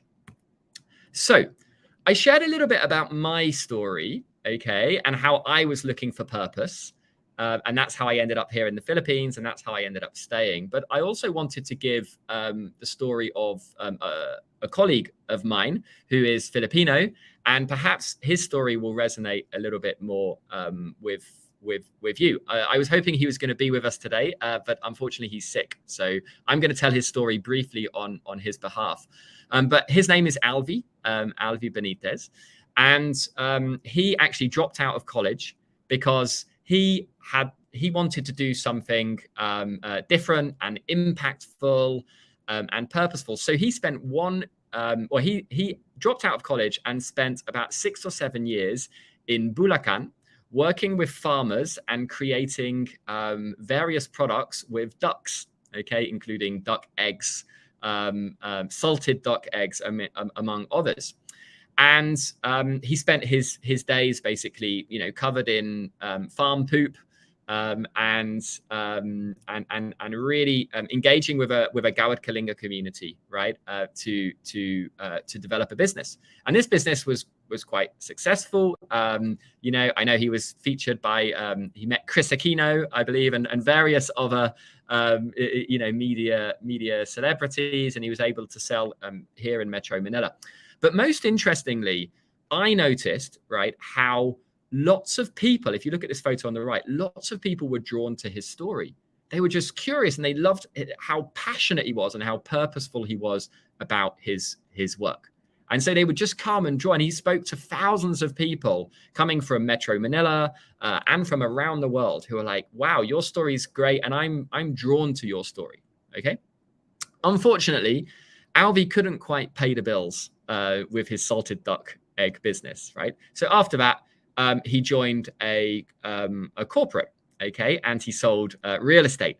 Now, I think he had, a good experience in many ways in this world. He certainly earned a lot more money than he had previously, and yet he was left with this question that previously, you know, he had no money, but he was really, really passionate about what he did, and he really believed in it, and he was really connected to the values of his organization.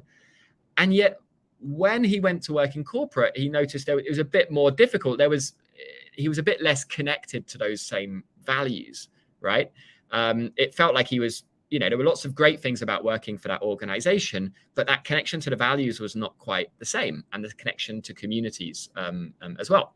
So this leads us to, I guess, the really the crux of this talk, which is the engagement challenge. Now, I know this is really, really important for anybody working in HR today. You may have heard about the Great Resignation.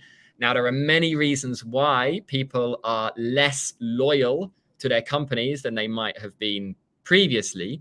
But one of those, I believe, is a lack of purpose, right, in their work, right? Young people in particular nowadays are desperate to feel purpose in their work. They want to feel connected to their company's values, right? And if they don't, as we can see here, there are consequences, and serious consequences, for companies that aren't able to do this. So coming back to Darwin's question earlier, right? You know, well, what's in it for a company?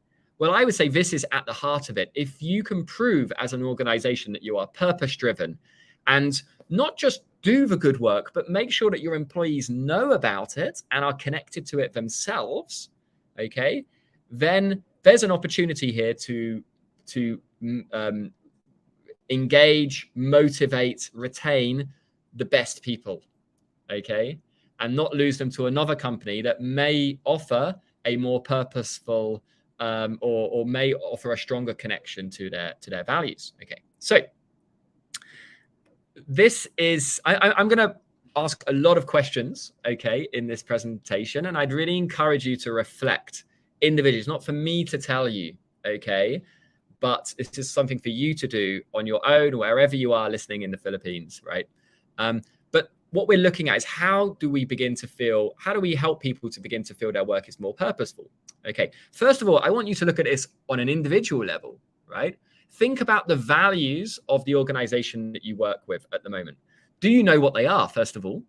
I imagine you probably do as you work in the HR space, but first of all, do you know what they are? How do they relate to your own values? Okay. And finally, do you have a strong feeling yourself that what you do makes a difference?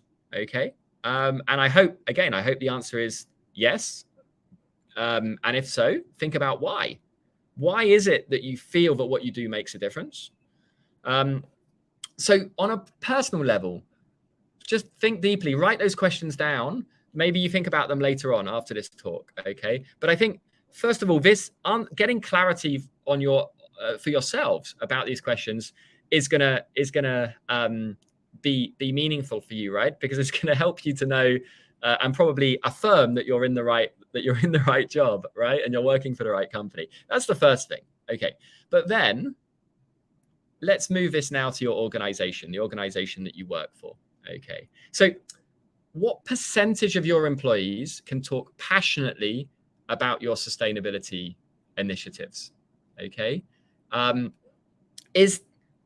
Because in many cases, and I've spoken over the last few months to many different organizations across the Philippines, and in many cases, they're doing some great work, right? They've got some really interesting CSR initiatives. They support local communities. And yet sometimes there is a gap between the work that organization is doing and how passionately employees can actually talk about it. Okay. And then the next question to ask is, or just again to reflect on, is what measures are you already taking to connect your employees to those sustainability initiatives? And maybe this is something we can talk about a little bit more later. So I'm going to share with you again some more questions. I'd almost see it as like an audit of how how purposeful an environment or a working culture do you have in your organization at the moment? I think these are really important questions for you to reflect on. As I said, later on, I'll share some ideas or ways in which you can address these, but I'm sure you'll have ideas of your own, right, on how to address this journey. So first one, looking on the left, right, recruitment and onboarding. Okay, so as I shared earlier, young people in particular, right, are wanting to work for companies that really share their values, that take seriously the same things that they take seriously. So in your organization, when you're recruiting new people, is purpose in any way a part of that recruitment process? If it is, great. If it isn't, then are there ways in which you can bring the company's values and that sense of purpose to the fore, right, when you're attracting new candidates? Because it is important for people. It's not the only thing. Of course, salary is important, role description is important, and many other things as well. But purpose is one thing that shouldn't be ignored. Okay.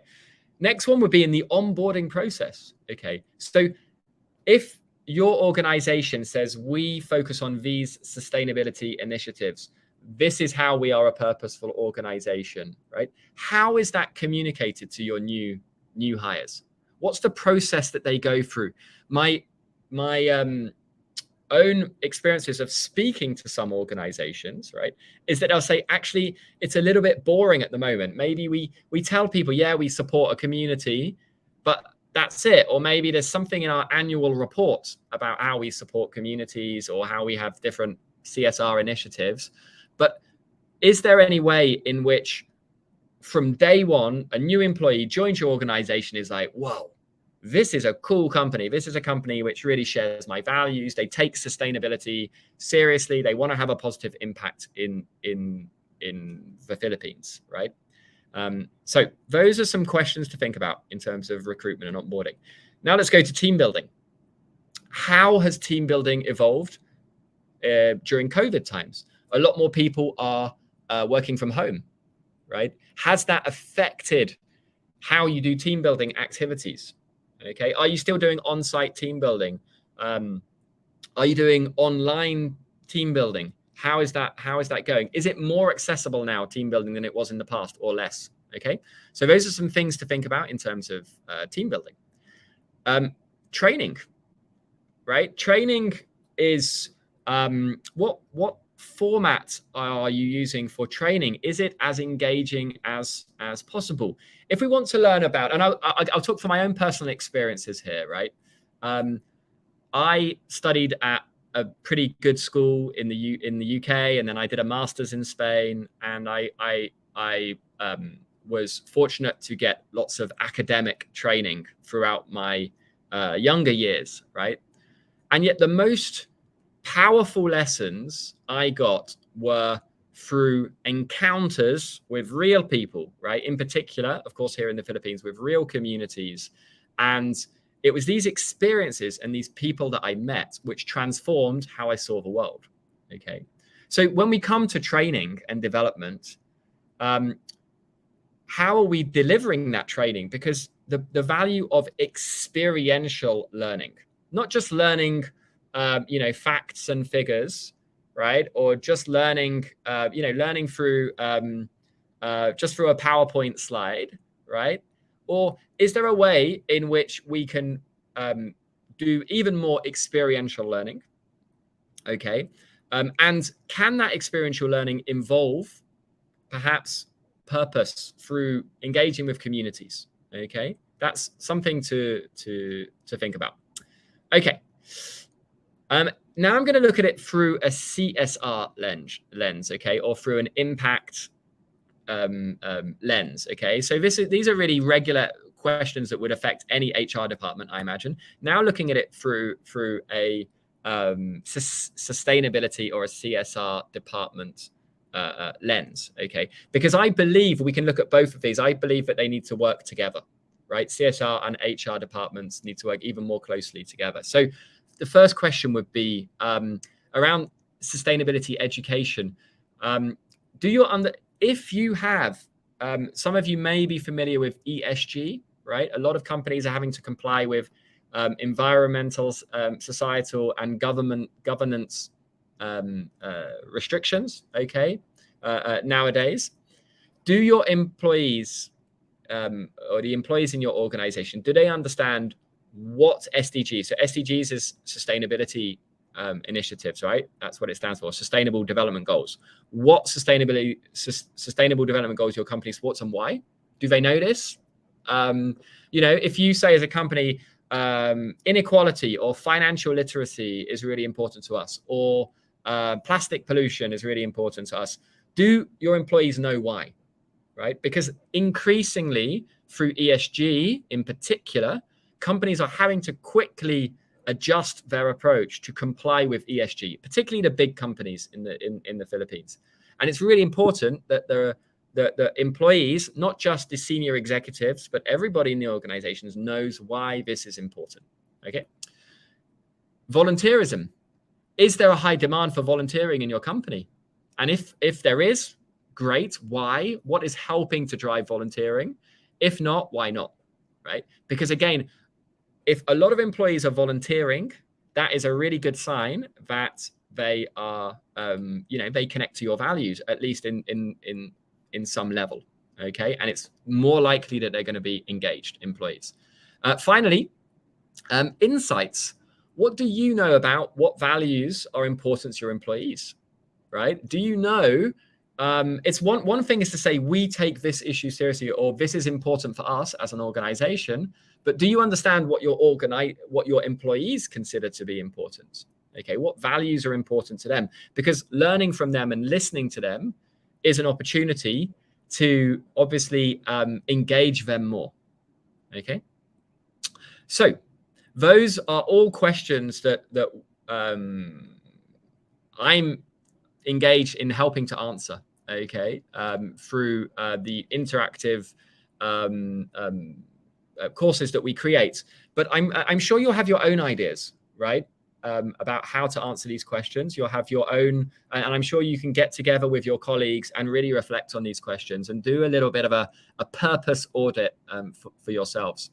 So I'm actually going to pause there. There's some other things I can talk about later, but I thought it would be a good chance now to pause. I can share a little bit about what we're doing in the interactive adventure space, but maybe I'll pause there and allow Coach Darwin and Tina and Alan to come in. If they have any questions, we can take some initial questions from yourselves or from the audience, and then after that, I can share a little bit more, perhaps about how we are creating these interactive adventures with communities and what that looks like.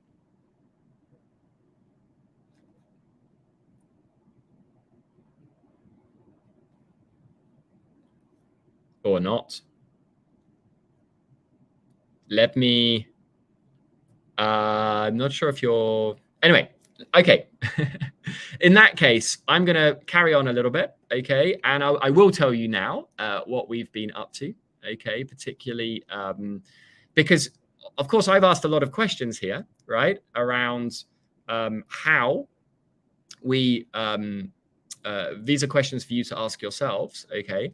But I guess I can share a little bit on how we are, trying to overcome these and address these questions for ourselves. So as shared and as mentioned earlier, previously we had a travel company, okay? And our way of connecting, our way of basically addressing all of these questions was through travel, right? We organize trips, we partner with communities in Zambales, in Rizal, in Bohol, in Cebu, in Batangas, right? We partnered with communities all across the Philippines, and we would bring organizations to the community to do a team building activity, to do volunteering, to learn about the environment, etc. Okay, and then COVID hit, and we were like, damn, we can't use travel to connect people anymore. And so we had to think really quickly about what are we going to do? How are we going to pivot or adjust what we do in order to support the communities? And so this is where we developed the concept of these interactive adventures. So using technology to connect employees and organizations to communities. I've seen Alan and Darwin are now with us. Shall I share a bit more on this? Yes, please. Yep. Okay, great. So as I said, we had a travel company connecting people. Then we thought, what are we going to do? How do we continue to connect people? So we installed Wi-Fi in the communities, and we would use Wi-Fi to connect people. Okay, so we would have live interactions between the communities and our partners. Okay, around not only the Philippines but around the world. We would use Zoom to do that. Okay, but then there was challenges with that.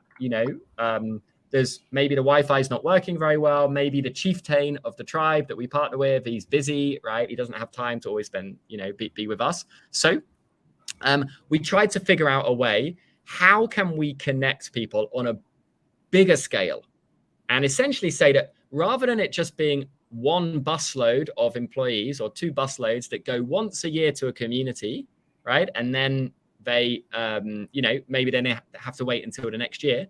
So maybe it's only a small number of people that go, and maybe it's only once a year that they get to go. We started to figure out a way to connect people on a bigger scale. And so the way we're doing this is through these interactive adventures. Okay, so we have a partnership with Vimeo, okay, here in the UK, to create. So we partner with communities to help tell their story using interactive video. And then we create an experience which is almost the same as if you're in the community itself, right?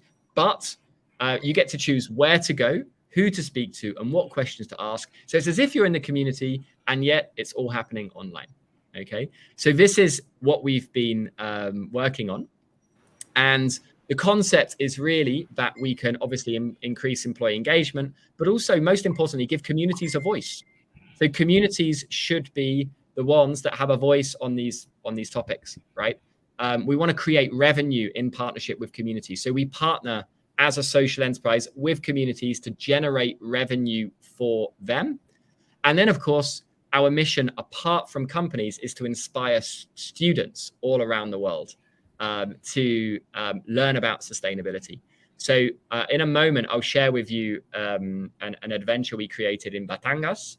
And we've already had several thousand students, not just in the Philippines, but around the world, who have gone on this adventure, right? So they're learning about the Philippines through the perspective of local communities.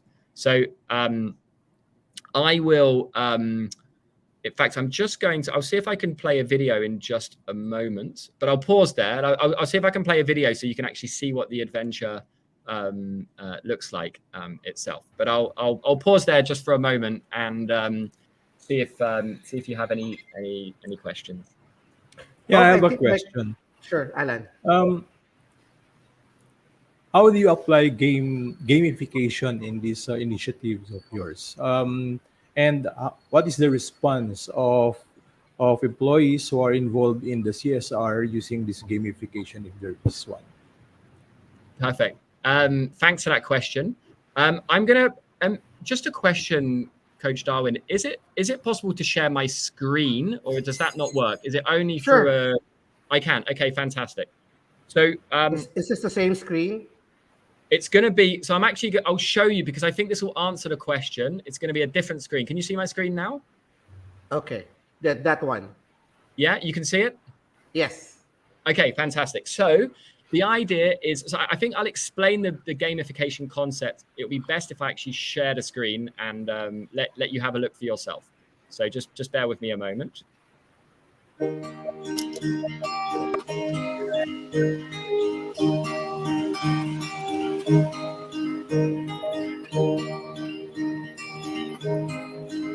Welcome to the Philippines. More specifically, welcome to the beautiful seaside of Lubot. In this town, communities are slowly but surely finding out how to best allow both people and planet thrive together long term. Your mission is to find this community's different keys to sustainability. Who knows? Maybe you could bring these lessons back to your own homes, schools, and communities. My name is Raf, and I'm a Filipino social entrepreneur who has been working with communities here in Lubot since 2019. You will be exploring this town and along the way, make decisions on what you want to see, hear, and experience. This adventure is interactive. And all around the different areas we will be exploring, there will be things called hotspots available for you to click. These hotspots will lead you to different things throughout the adventure. There's one right here. Give it a try by clicking on the hotspot. So here you can see everything's clickable, right? So you can find out about your environment. But these hotspots will provide information that you need to complete your mission. Think of them as clues that you can access throughout the adventure. The information you will see will help you finish your final quiz and complete the mission. What's the final mission, you ask? To take back the keys of sustainability to your own communities so that you can make important decisions that create impact.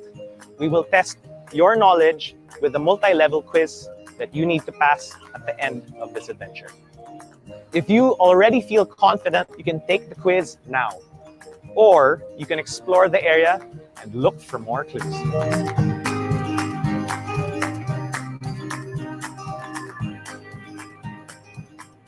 okay, so I just thought it would be more helpful to show you this, right? Because you get to sort of have an idea, turn down this, of how gamification works. So it's an escape room concept. But in order to escape the room, you need to know the 3 keys to sustainability. And the only way to find out the 3 keys to sustainability is if you immerse in the community, right? So for example, I might say, hey, I want to go to the mangrove area. I'm going to get the answers in the mangrove area. So I click here. And then while I'm here, I'll be able to click on things, right? And find out clues. I get the clues through clicking on everything and learning. There you go, blah, blah, blah. Learning lots about the local environment, etc., etc. So when I'm ready, I can start the quiz. Okay, and then when I start the quiz, that's where if I get the questions correct, then I've escaped the room. Okay, so that's essentially how it works. I won't show any more for now, but I thought that might be helpful, Alan, just to give you a little bit of an idea, flavor, rather than me talking about it. See it for yourself. So it's a gamified experience through escape rooms, through really the only way to win at this game is to immerse in the community, to ask them questions, to find out their story and learn from it, in order to proceed to the next stage of the game. What's your take on that, Alan? Do you think being virtually engaged using gamification to understand communities is something palatable to Filipinos or employees? Well, particularly among the young generation, no? Because these guys are really interested in games. And Mhm. since your initiative incorporated gamification, you can easily get the attention of this generation. And while having fun, they're also learning and doing some community work virtually, and that's unique. That's very, very, very unique. Yeah, thank you. And it's the idea is also that then if people want to visit in person, then they can, and we encourage that as well. So it's obviously being there physically, there's nothing that beats that, right?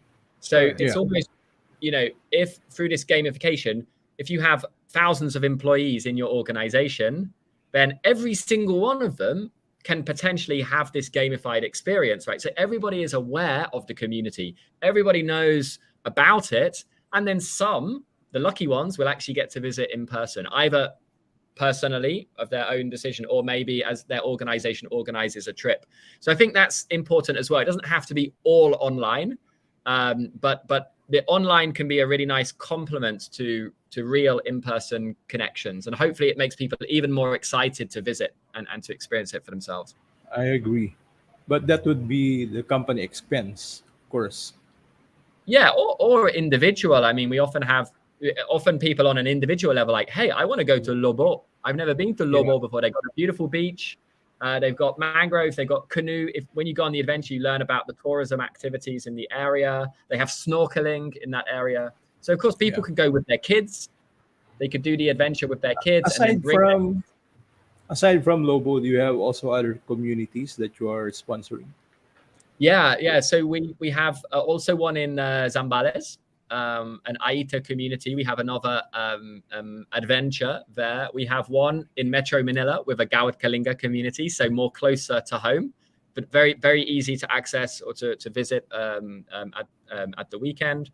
And then we're in the process. So what we're looking to do at the moment is partner with organizations and create more adventures together. So our vision is to have at least 15 adventures all across the Philippines within about 12 to 18 months, and then give organizations the chance to explore different parts of the country.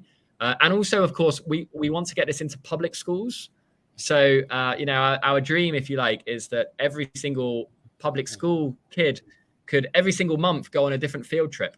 And it doesn't matter what economic background they have, because it's online, they can learn about Mindanao, they can learn about Visayas, they can learn all across the country. So that's a little bit the vision. But so at the moment we have 3, but we want to have 15, and we want to really do that through collaboration with companies and organizations and sponsors, but also collaboration with the communities themselves, who are the storytellers.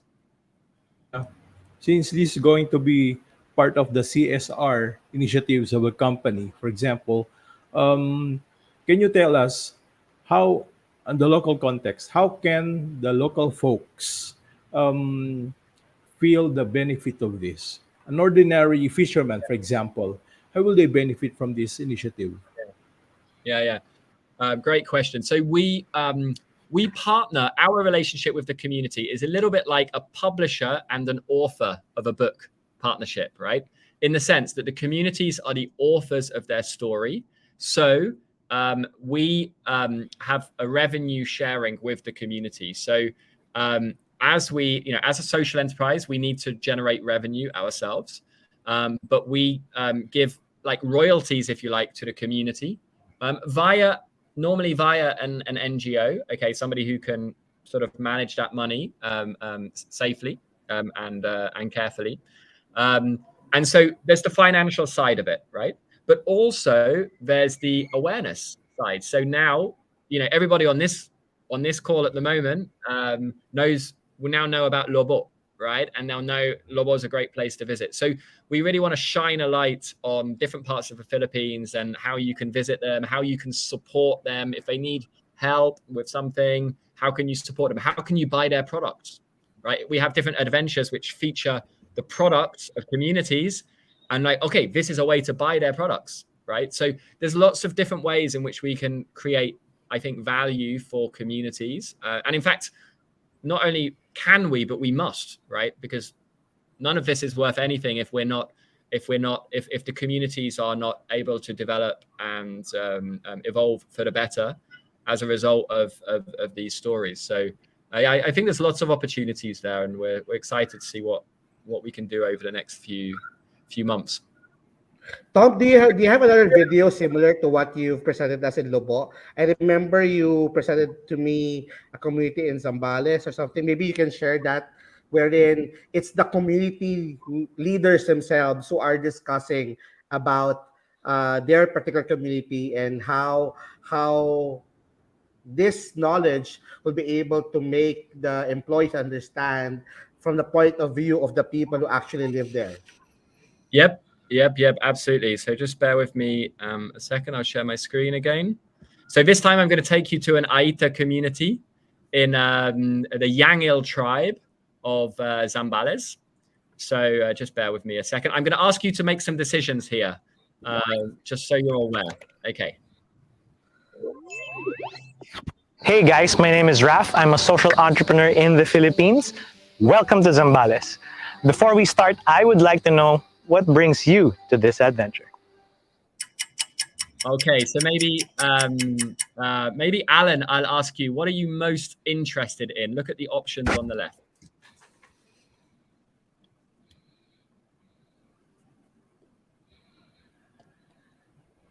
Muted. Oh, you're muted. Or Tina. Oh, Alan, yes, sorry, I couldn't hear you. Can you? What are you most interested in? What would you like to learn?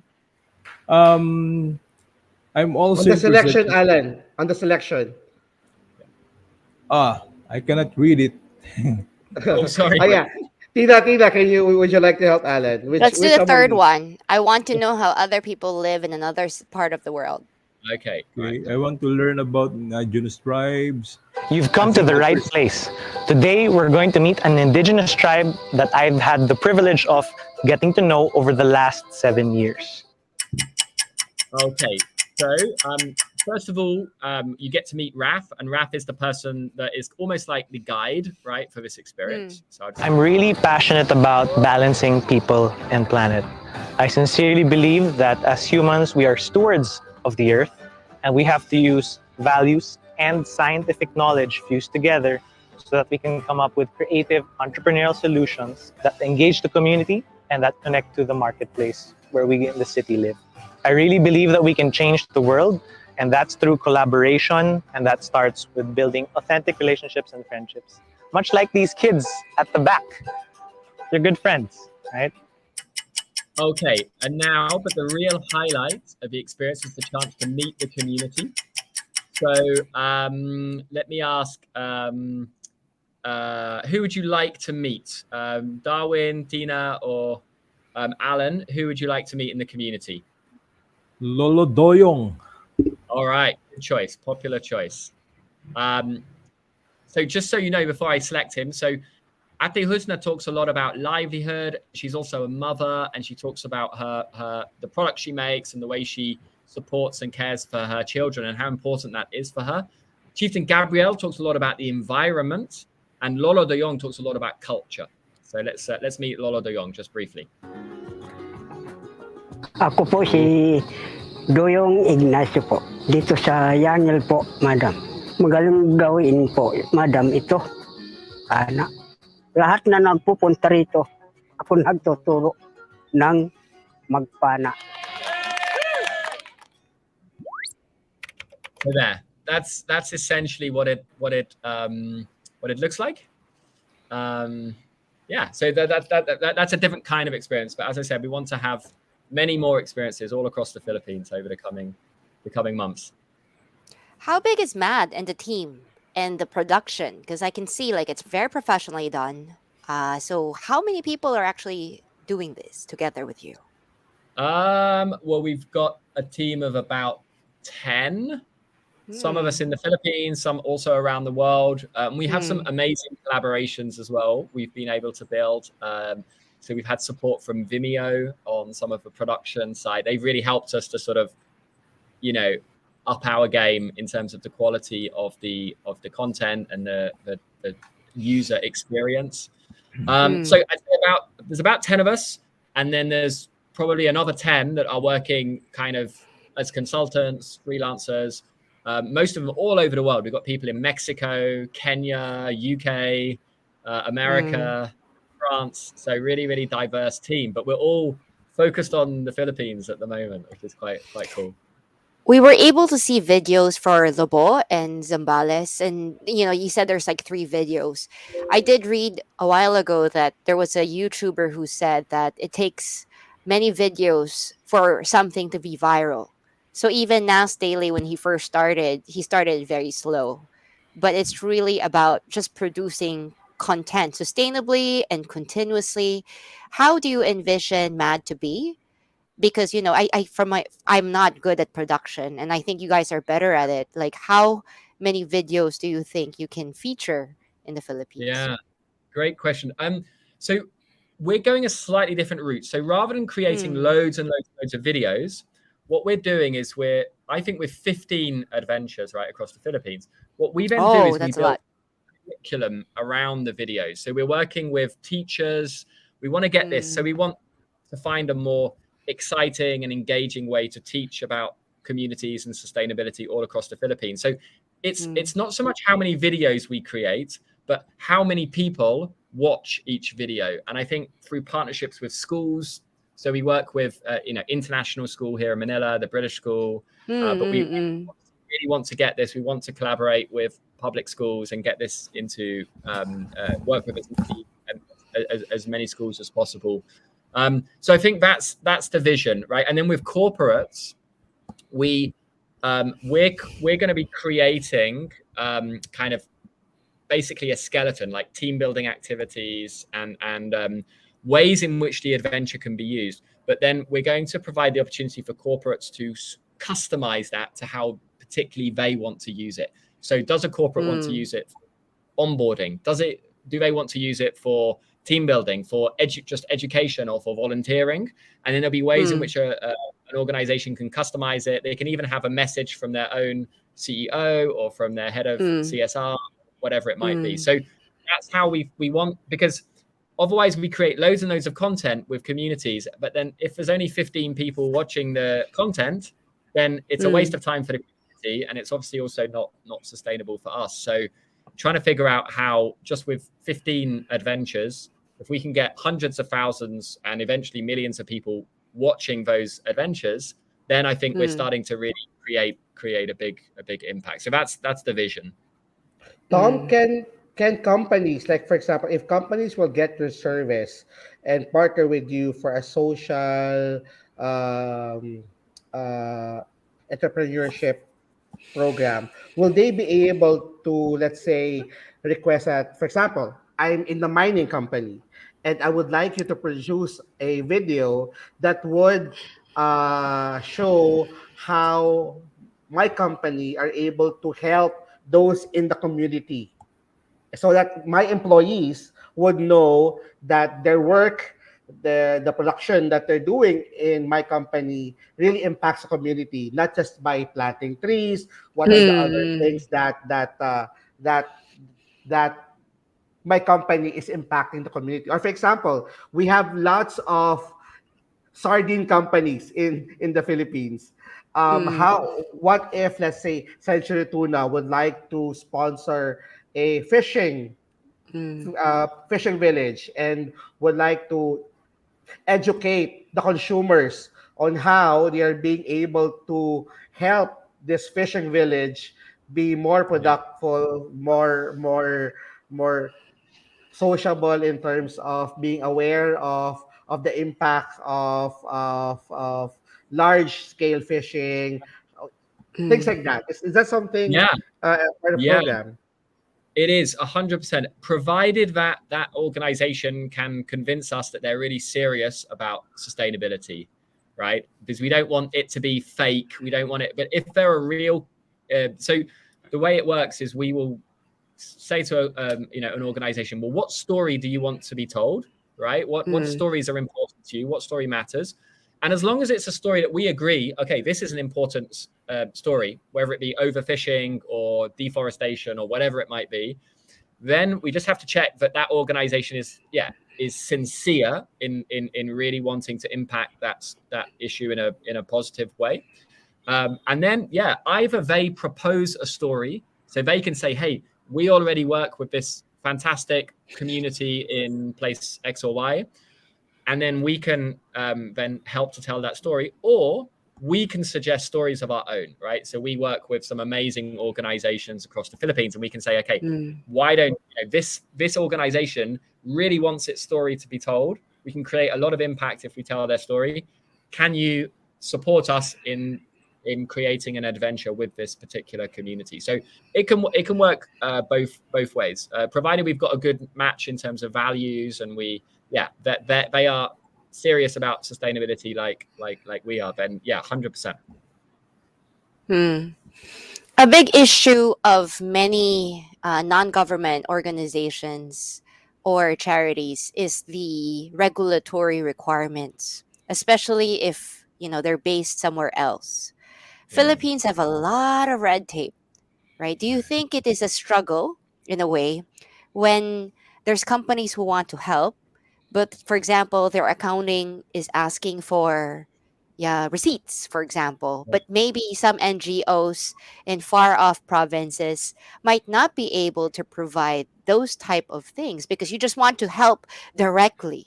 You don't want to go through many other things. So the money goes to the local governments, the BIR, etc. Do you think it's a struggle, especially working with poorer communities, that sometimes like the country requires you to have a a sec, you should be registered in sec, should be certified Yeah. with a PCNC so that the donations will be fully taxable, but there's like how can these communities prioritize when they're still helping themselves? Yeah, it's really difficult. I think for us, we have to partner with NGOs that are able to do that kind of paperwork for us. And then they are the ones that will manage the partnership with the community. So we have to obviously do our due diligence, but also trust that if we're sending money to the local NGO, then they will be Right. supporting the right people in the communities in the right way. So ideally they manage it. Yeah, because I think otherwise it could become a bit, if we have an adventure that goes viral and then suddenly we're sending money to individual people in a community, and then that's going to be tricky. So hopefully we can get the right partnerships with the right kinds of organizations and channel it through them. How do you do your due diligence in finding the right partners, especially when they're so far away? Yeah. So at the moment, there are organizations that I know, and myself and Raf and our other partners, we've worked with these organizations for many years already. So at the moment, it's mainly based on, long-term relationships that we've built. And of course, we, as a travel company, right, we were partners with these communities already for 7-8 years.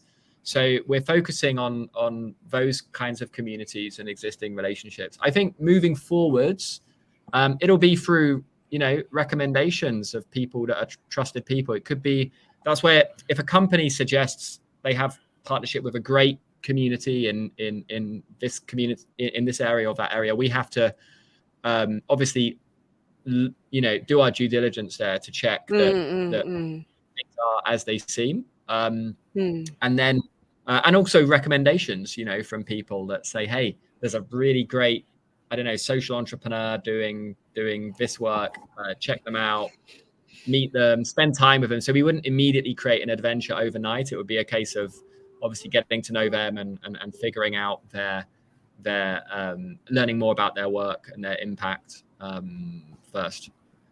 Mad is a travel company.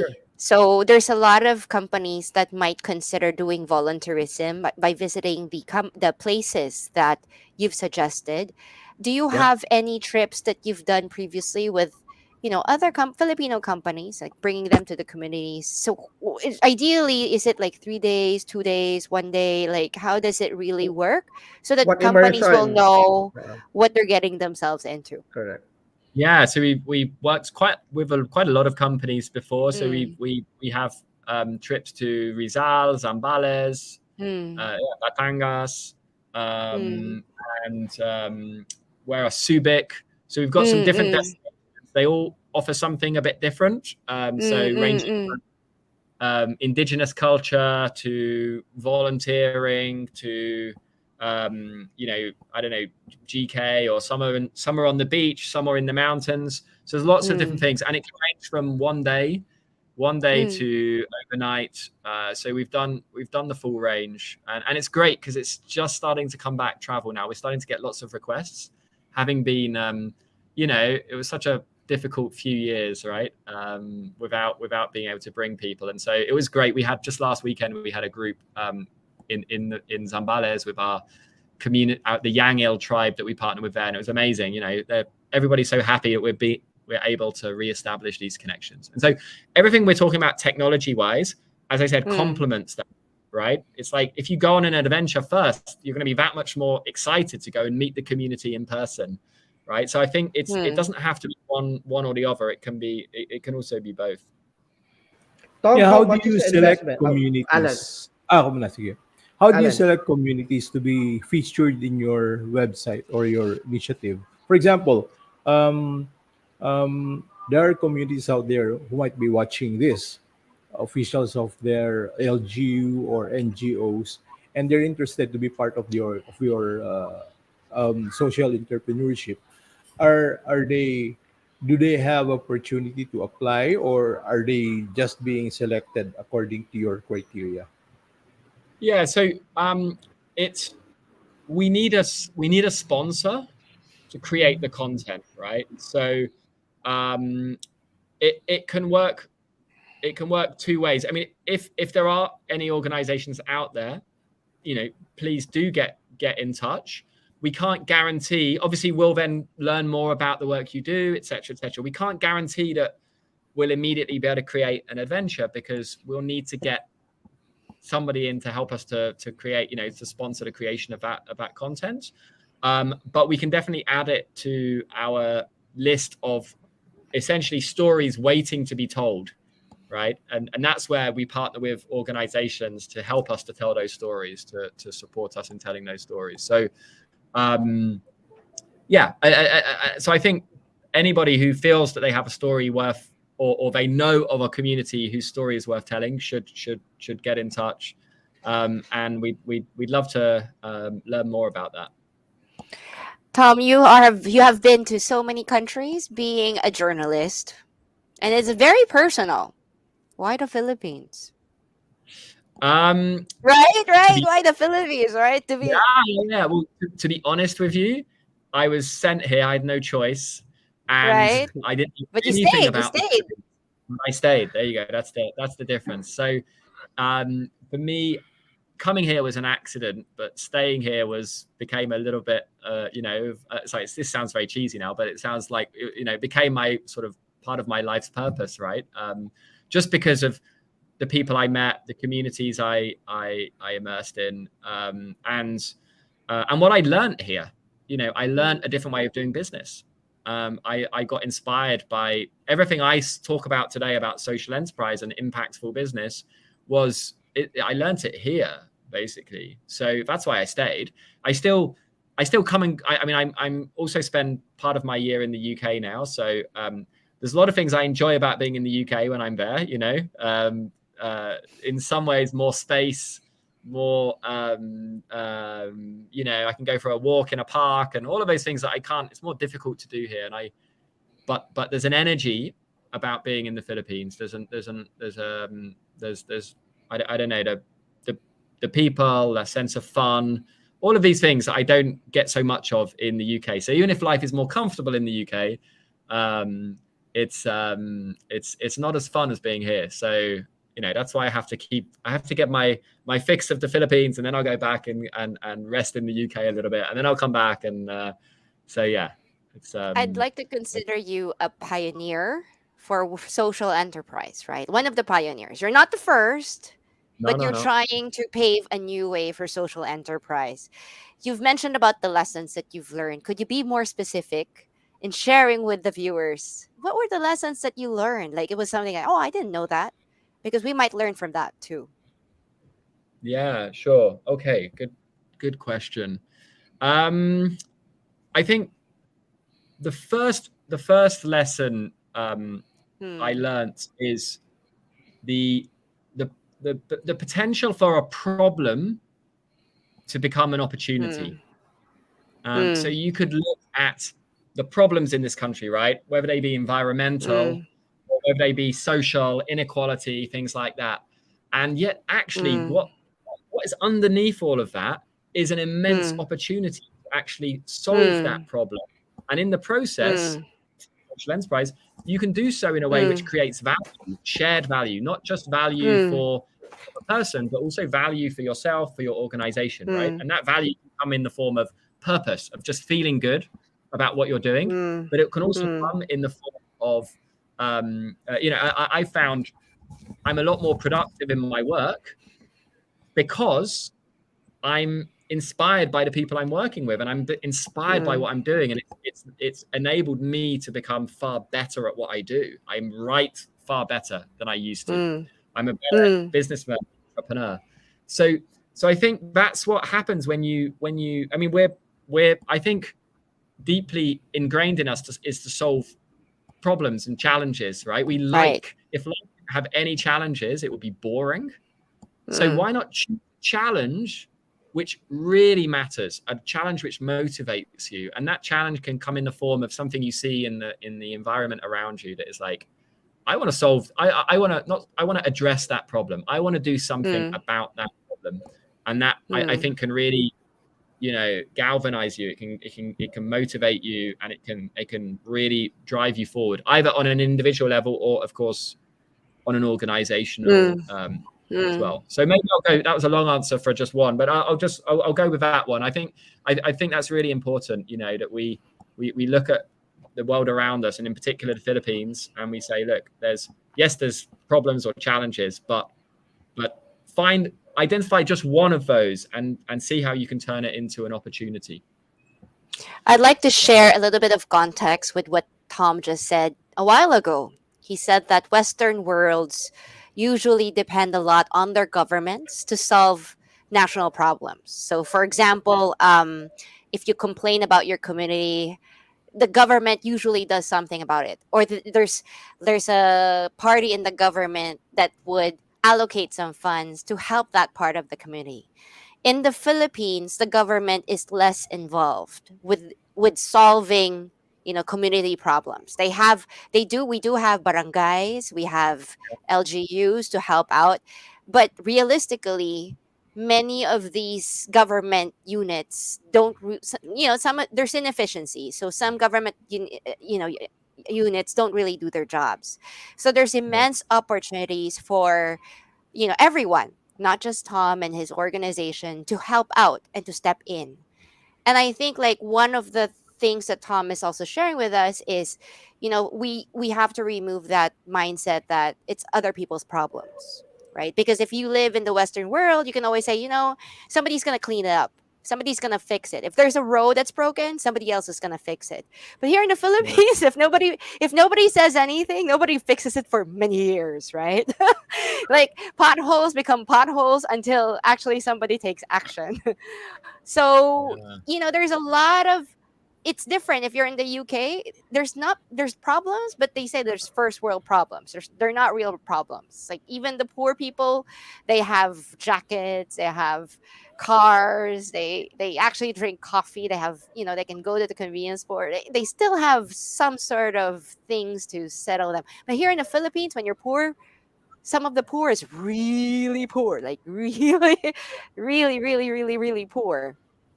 And there's a lot of opportunity for everyone to step up if we can just get out from our bubble. And I think that's what Tom is doing, is that he's introducing communities. Like, does anyone here know where Labo is? Right? Or does anyone even know how to get to Labo?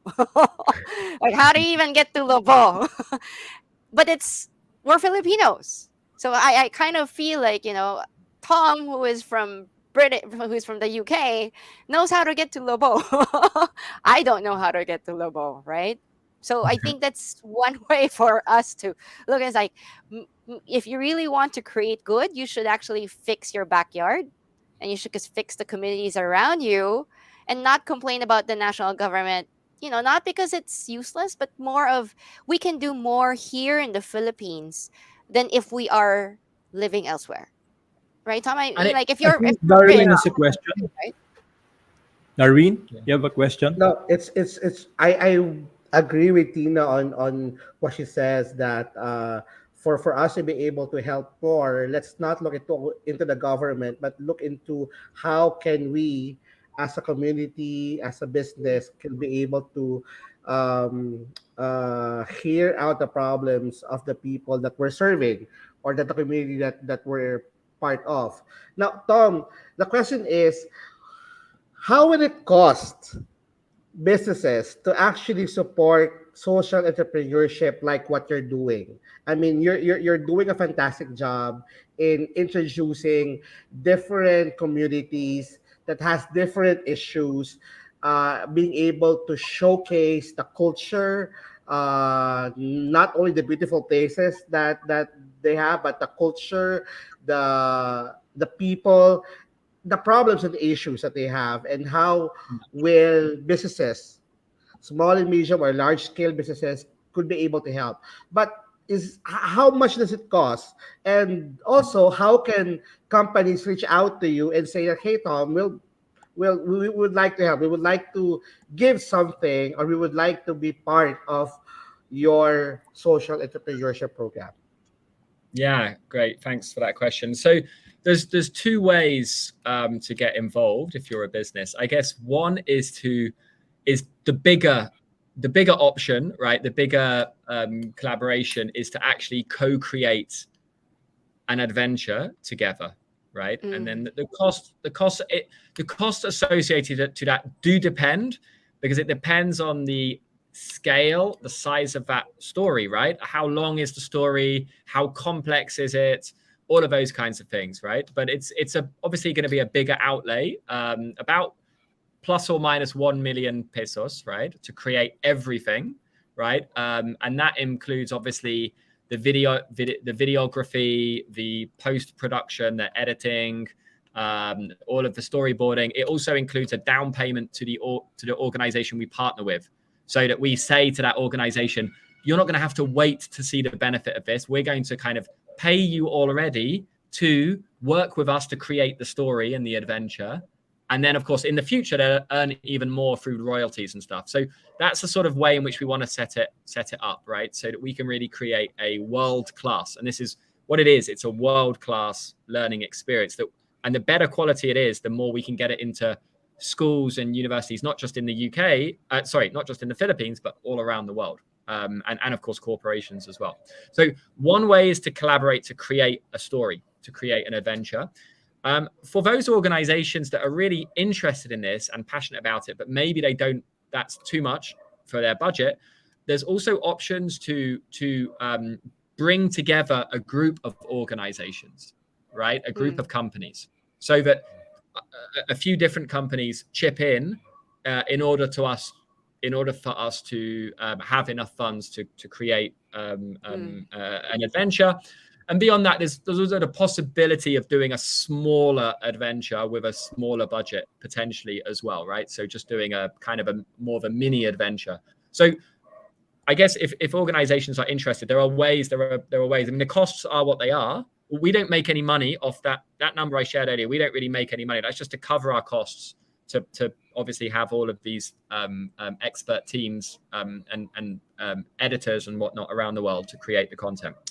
On the other way is simply to use the adventures we already have, right? And that's obviously a lot more affordable, is to say, okay, we've got the Lobo adventure, the Zambales adventure, the Silver Heights adventure. We will have more in the future.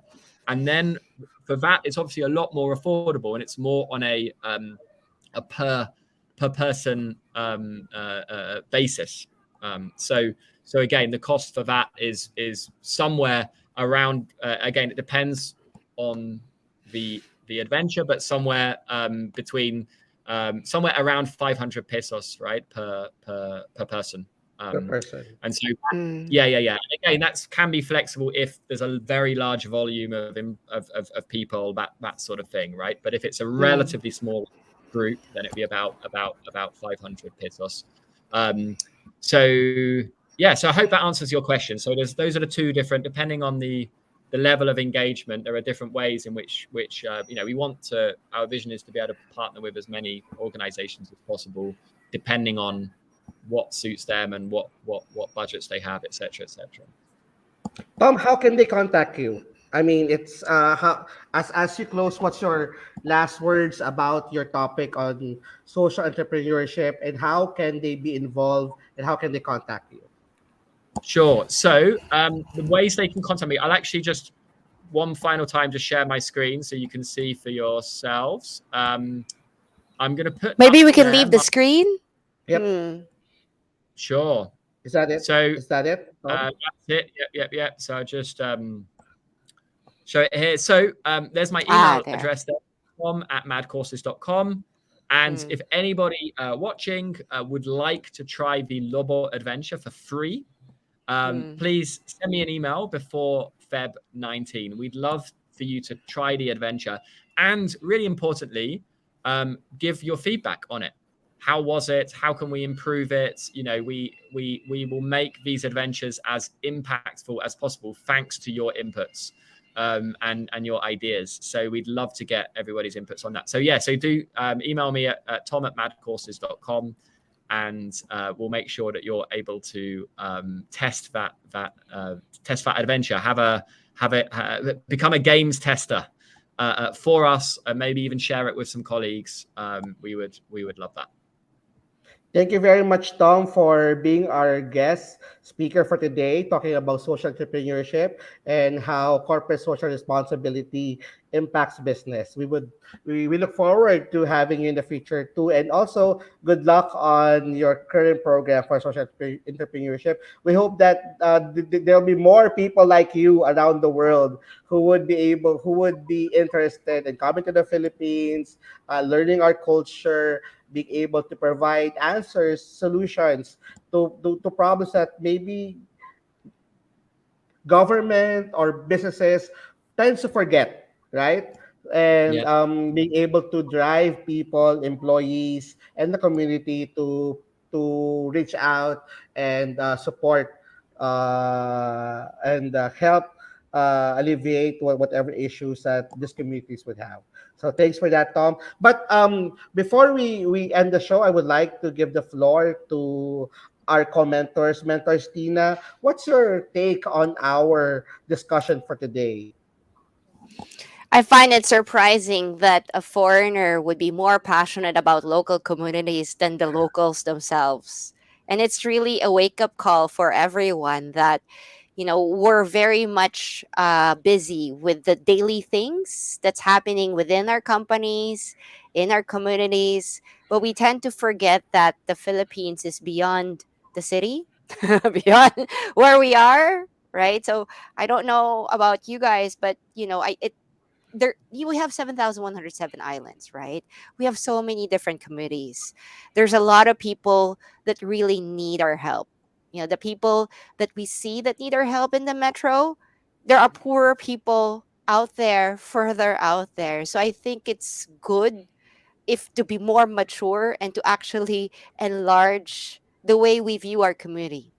It's not just our housing divisions, it's not just our district, it's not just our city, but more of beyond communities. Because at the end of the day, it doesn't matter if they're from Lobo or Zambales or from Davao or Cebu or where everybody else.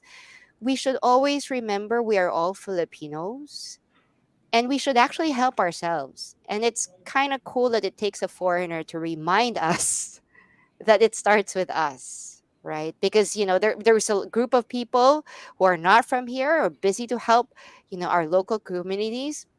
So I think it's a good reminder for us to step up on our responsibilities, because it's hard for us to say that we're good Filipinos if we're just helping ourselves. How about you, mentor Alan? Oh, for me, um,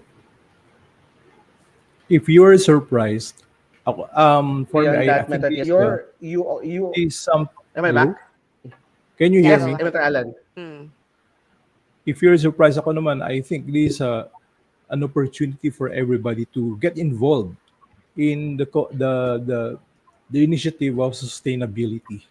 And it's good that there is a concept of social entrepreneurship that is really serious about sustainability while helping people. They're earning profits that they want to return back to the community that they are showcasing in this kind of project. CSR projects initiated by different companies today have also that noble purpose of helping communities. But at the back of that service, of course, they're also thinking of how they can reduce their taxes. See, so there's a they're always thinking of of the returns, whether it's Mm. out of generosity or something like that. But I'm Mm. surprised that there's a project like this where where the profits that you gain, you share it back to the community, part of it, Mm.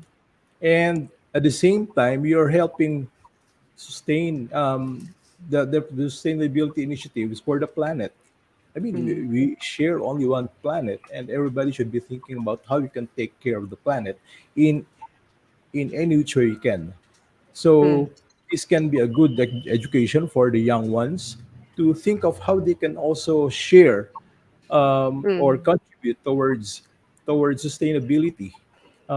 Their involvement in such project may look like they're just having fun, but at the same time you're also taking care of the planet and taking care of the community as well. It's a win-win-win-win thing, and that's wonderful about this project. Thank you so Okay, thank much. you very much, Mentor Alan. Mentor Alan, any thing that you would like to add with regards to any promotion that you're doing right now before I talk? Yeah, I would like to plug, advertise that I have this seminar, Challenge of Supervision and Management, that we'll be doing. The first day would be on February 24, and it's going to be a four session workshop, online workshop, and I inviting everyone out there, HR managers and different supervisors and managers from different departments. You might want to take a pick on our advertisement. It's in the Philippines HR Group advertisements. I'm Or always you can just they can just reach out to you, Alan, right? yeah. They can reach out to me via Facebook Okay. Messenger. Okay. My Yes, sir. take on Thank this is that with regards to what Tom discussed earlier, a lot of companies are already involved in corporate social responsibility programs. But most of these corporate social responsibility programs are basically aimed into more of charitable work, not really having a sustainable program that really supports the community.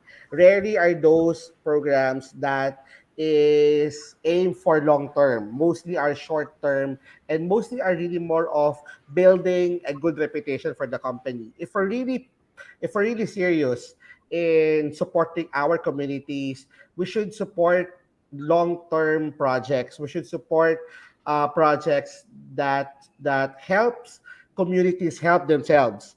And one of this is social entrepreneurship.